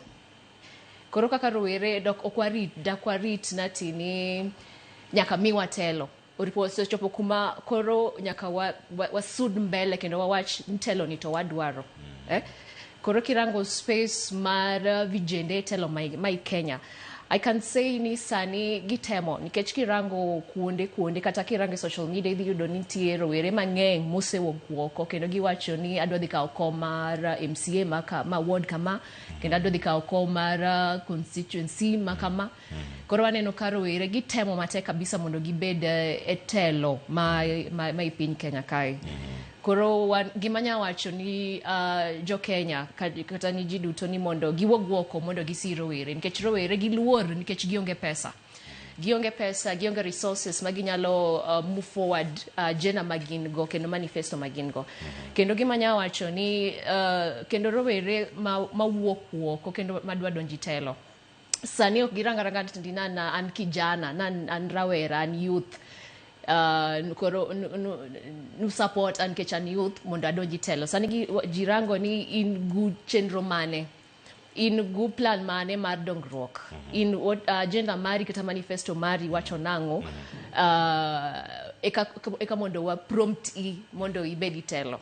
Yes. To bende magidhi timre ojende wuok oko mondo kaw kura? Kosen mana wacha ji ni mana Facebook, ji mana kure, ji chiwo paro mopogore to kura oganda ok kawo. Bende omiyi kibaji ni ero ojende dwa telo to ojende wegi go ema pok okawo kata thuolo mar wuok oko mar dhi ndikre kaka jogo kura? Gik mang'eny osewachi kolure gi nonro manowuok mane wacho ni rowere ok kaw kura. Ji oseloso, jomatindo, rowere, ji duto, to iwacho ni rowere ok kaw kura. Well, gima nyalo wacho sani ni gineno kuma piny Kenya ochome. Gineno ni kwadwaro telo machal kamae, kata kwadwaro telo mantie dongruok, ochuno nyaka wakaw kura kendo wago kura ni jotelo motimre nadi man gi dongruok kendo madhi konyo ngimawa, man gi maendeleo i manifesto margi kata agenda margi. Koro an adwa wacho ni vijende duto dak watim mano ka wange kura. Kura ema dhi tegowa kod jotelo mukti maber. Kura ema dhi tegowa gi jotelo sama koro idwa dhigo kura to koro gidwa chako tiyo gu pesa ma CDF mondo giser go jopiny mondo obi okaw kura, mondo ogon gi kura. Koro vijande duto, it is time, kendo anakwayo gi muolo. No kata an Florence kachungi kom, an votes magugo abodwaro. To daki gona kura, kata daki support ai social media tiyonge kura. Kise support ai social media, tane non traction mara ber, to kara yonge kura. Koro by the time madhi ground, gik moko dhi timo mopogre. Nkech mama mani dala cha ten kura, baba mani dala cha gen kura. Gin wanyo social media bene gikiae, gin gidwa chon bi ilos jodala, bi gwenge wa mondi los kodwa. To gin kura kendo gidhi gochon kura. Koro gidhi gochon ji. To koro in rawera matin ma in Nairobi kata campus ma inti isechopo 18 years and above to yonge kura. What are you waiting for? And my Facebook me likes and comment. Yes, likes and comment. Yeah. Kagi wacho na bo support ya wotho koda nadi tiongo kura. Jogo wuoth gi ji ka gin gi kura. Exactly. Mano kama gitie ka achiel ka channel kromo jong mano Florence Ayo Onyango mabende ka ono darango godo chal mar piny Kenya ka ako ni wenu machielo en Dr. Pamela Odhiambo gotre kodwa ka entiere county mano ma Migori okinyi ma kawuono ka wadhi du thuolo mar mondo mi waranga ne kata to chal nade. To mana kama ontiere Kenya koromo gi jwang sane oda mana mondo waranga ne sigana moro ka motimre county ma Migori. Ntiere midhiero makoth kelo. Sigana losno ka kor Lydia Okeyo wadani mondo mi wawinje ka to bange oduka ka mondo warange. En ywak mibayo ne sirkal saidia. Ywak ni rume oganda wa karango. Kusune watime yo machal nade mar mondo mi kik wadoge midhiero machalo kamago. Wawinja ne sigana. En koth ma osebedo ka chwe thoth gwenge ma pachoka.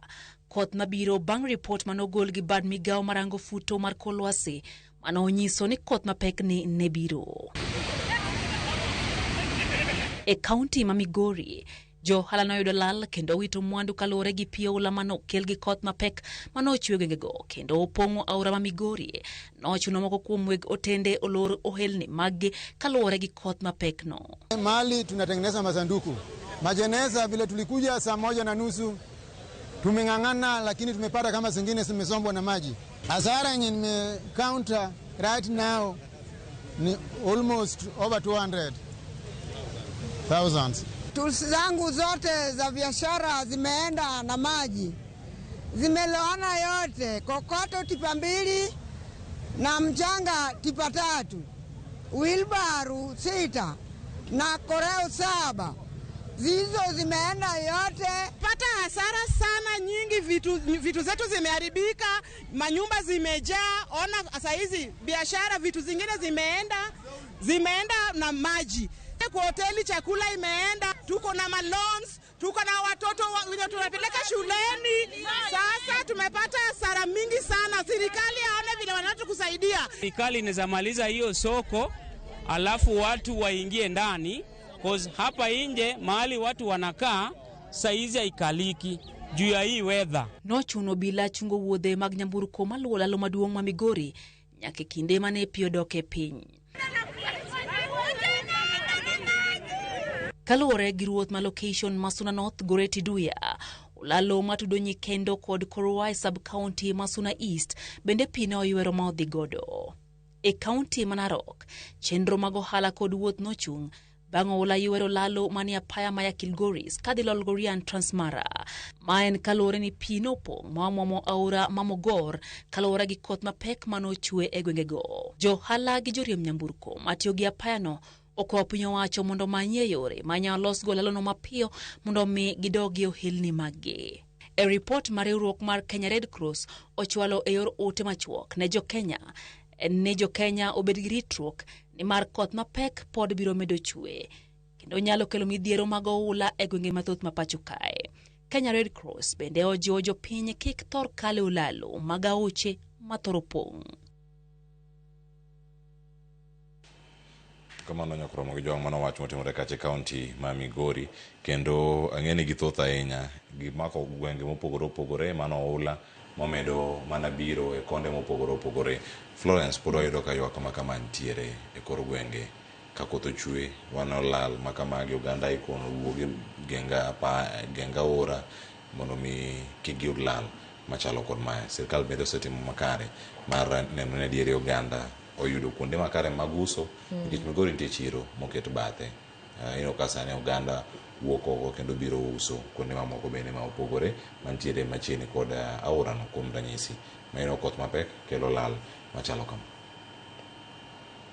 Ula kelo midhiero mang'eny ni jopiny kotimre. Kwanza ineno mano timre kakiwacho no timre buta chiro kendo timre but kuma gik mang'eny matimre mag trade koro ndarano the intervention minyalo tim kanyo ndarano weche mag ndara omako county government kendo omako nyaka national government. Koro for this one anaparo ni the intervention manyalo timre maber ni the two gibed together and they see no da gima kama osetimre to kendo kelo midhiero mang'eny ni jopiny. Ang'o mawanyalo timo? This was main issue ma very urgent kendo koro ben gi politicize issue ni. Kirango ndara ntie, of course ntie ndara moko mani gwenge, ndara moko mani village iye kucha. Magoto ntie moko ndachni moko matindo tindo gineni county government mago nyalo loso. But ntie ndachni moko for instance ma connect county gi county moko mani highway gi mano and responsibility mar national government. But kwa wawe gimano ntie seche moko makamidhiro kabila giotimore to we call upon waluongo governments giduto mondo gibi karachiel mondo konyo piny mondo kikwarit wachak blame game no county rubeni timo kamai government rubeni timo kamai orpo benu gibiro giduto kaka jopiny wacho kaka giluongo gino nubiro mondo konywa. So the government orpo benu gibiro karachiel benu gibiro kanyakla to ginywako ni wach ndarano mondo jopiny odhi mbele go operations magi in a way that is dignified. Yes. To Florence, deteme machala di jalo nyochi mag tudruok kata weche mag communication. Kako nego los gi jodak gi mar mondo mi kigine ni sirkal dwaro riembo uka kok miu gimoro. Mani gimoro ma samoro osebedo ka e karem e kind oganda. Mokwongo wantiere ka kod jok manyalo winjo wach gi jok manyalo winjo gimikono gi to kete tim. Sirkal bende approach magisekao. Dopo ni en yom e weche mag tudruok kata communication mano ma itimo kata mondo mi kon jo ohala gi ni wogure genga paya karka nikech mae gi mantiere. Bendo setime yo makare koso nego jiwe nade? Anyalo wacho ni sirikal nyalo temo but kirango weche gi kaka gitimre for instance watch no mama moro kata baba moro ma uso idondara to mane ohala magitimo ma sustain marango kaka gidak machulo bills e utegi. Koro kidwa wacho ni woguru kai mondo dhi kumoro. The question is ani government o di provide gi diketo gi program diketo gi kuma gibodhi mbele gu ohala mane gitimo kuma iwacho ni giwogieno. Kata something kata gimoro ma better ma dhimiyo ok nigi woka. You understand? Or ben iwacho gino woguru this is what is happening ohula dhi biro yes to kagi wok kanyo. You understand? Get at the end of the day mane livelihood margi mane kaka gidak mane kaka gikonyre mane mapato margi. Koro kiwacho gino oga urukanya mondo dhi kumoro ere kaka idhi konyogi. Koro kanyo luongo aparo ni kanyo orifo gibed piny mano chiefs duto joma understand the nature mar kuma gidakie kanyo. To orbed giwuok oko kendo gibet piny to girango ni ang'o manyalo konyowa kuma wadhie kacha, ang'o wanyalo timo mondo kech kik negwa, ang'o wanyalo timo mondo wadhi mbele gi timo ohala kata kok en ohala no kata gimoro manyalo replace gima ne gitimo no lakini pod kelon gi benefits, livelihoods, kaka ginyalo chiemo kata kaka ginyalo tero nyithindgi school nikech gin guma hitaji. But again, dakwa ignore the effects kata midhiero ma ula kelo. At the end of the day, ngimani is very important. Koro be irango ka ula ni obiro to o damage, okelo damage masani waneno kosechako timreni. Irango ni effects mage is romre gu tamrok mari mondo momiyo ibedo evacuated to another safe space. Koro gima timre ka ni en kamae. Jogi oluor nikech dhi kayogi. Msada ma government kelo pile pile, seche moko delay, seche moko otin. Kata kirango kuma itero gie, kata iseka neno kaka gineni social media, kata just the main media, kagolo kaka ngima ji ntie ikams moko magidaki during oula, during flooding and it is disastrous. Oken gima ber kabisa. Koro it is a hard decision to make, but koro mai dhano nyaka herre. Nyaki make sure natini ngimani is very important than ohala mitimo, but at the same time idwaro ohala no mondo ngimani odhi mbele. Nikech yuto nyaka ji. Yes, nyaka yuto. Exactly. Yeah. Mopogore kama na inya Florence Kabron kodi karkae jaote milese rojo ne kawuok mweru panda Siaya County antiere chenro karkae amor kodu kanyo kaka pele ro kama na inya mzee Omanga ro kama na inya wacho ni an kodu chenro ka Washington Owino oyawra inya Cleo kene studio Odongo Ward Asembo Jangoma sedonje chenro kana tiere Asembo got bondo kae Cleophas aero kamano ntie Okil Boniface nano live kentie namba kodero wacha ora mamigori ni nyalo tamo wangi mano wach mantie kana achiel machelo madonjo kar kae en mar Vincent Kajomo neno live ka entiere Gembrai sub county ero kamana enya yo wacho kanyo ni luo chenro achiel mano Vincent Kajomo ero kamana enya kuom paro mabende yoro kar kae. Nitie jogo mabende oro ote maga SMS okoni na riade ka uchelo nono ka wantiere kar kae pudori to kae Dr. Pamela Odhiambo mar mondo mi oriwre kod achiel studio ka okinyi makawuono mano ke wae county ma Migori okinyi ni okae to wayude Ramogi jogo we Pinroti matamne majo gumbo opapo ero kamana enya kuom ote mari mabende yoro kar kae. Ero kamana inya okinyi makawuono kae chenro mara Rupin Cleo Mosnawendo mantiere studio kanyo mano Florence ayo peny nagonia ni kinima magi timre oula gi timre counties bende ketuga pesa gitenge koso oversight mokti makare mondo nene dieri chiro mantiere buo kom mar Human Rep mabende igero kata ma national government bende gitimo kege makare mar mondo mi waneni gichopo eyo makare. Aneno chenro ka antiere Upanda Siaya County okinyi makawuono wacho kanyo ugenya ni gigeno ero kamana inya nyinga Chris Otieno oro ote mare kawuok mweru panda bende kar kae winjo kanyo ote mare mo ng'ama niendo tich ka kosoge ng'ama niendo nikech wacho banki de kakinde en mana penjo mathoth mapodonjo to duoko ni ok yude makare koth pod bomedo mana darochi. Cleo an gima nyalo wacho kirango gik moko ka timre Kenya kae. Floods ni oken gima timre for the first time. Siga bedo nitie trend. Ni kendo kirango kata the weather forecast gigologo information kinde ka kinde to giwacho ni gik makamae dhi timre. To jotendwa kata jogo ma responsible girito gamondi mondo midhiero timre ekakoro gikaw action. To aparo ni jopiny bende seche moko gina comfortable nikech oruben gichako ka gisewinjo ni kuonde ma hama dhi bet gi midhiero ka koth mang'eny ochwe. Orbeni gichako chon to gineno ng'ano ka ng'ano moro bed responsible. Okun koro sama ji koro kaka we have this discussion CTV kai ka koro gichako penjo natino angoga moro bed ni watimo.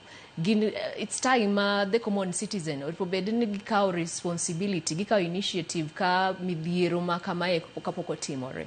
That is kila ngato telo kwa wea ni jotelo banti kaka for example member of parliament gima kirango article 95 actually gima gitimo and representation legislation gi oversight, but now seche moko wanyalo rango jotelo gi but midhiero kotimre ngano mahinyre and the common mwananchi. Koro when we kao our own initiative to wacho ka gima kama otimre joma gema dhi hinyre gin the common mwananchi maonge voice ground gi. Koro ben gi chako chon to gineno which people are in charge or beni wakao kang mane mondo midhiero ni kotimre to adhi bedo safe. Yes. Erokamana inya Florence ikona kane Dr. Pamela Odhiambo sitre kodwa yolony manyasani mazum kawuok e kaunti ma Migori. Daktari oyawre kino machiegni Migori uchiyo yo machal nade oyudo daraja kata ne ntiere tabu moko ari adek mano mako achiedh nade mago ula mabende walose sani inyalo rese yo machal nade joma ne chiro ma Migori mabende oyudo lal mopogore machiegni. Erokamano ombija nyakwar gugo cha pesa koso duol mawiro chalo duondi. Oyawre urainya nyakwara mogi duto mawinja kamana untie. Mokwongo erokamano kuom miya thuolo ni kendo wach mipenjo no nyoro nyo waneno kanitie kuyo kod chandruok maduong' ahinya Migori kanyo endo. Otieno manyocha cha koth nochwe mang'eny otieno ngima kendo kane ogik samoro kuonde mamoko bende nenre ni kodno nochwe. Koro ka piny oruto ji nyopo ko ula magala moro obiro nyaka Migori kanyo ma kuja opong' badaura ma mwaluongo ni Migori nopong' mochalo mana gima odwa gike bwo daraja no tiktik. Gikanyo nyo donjo e chiro mabende ni e daura kanyo.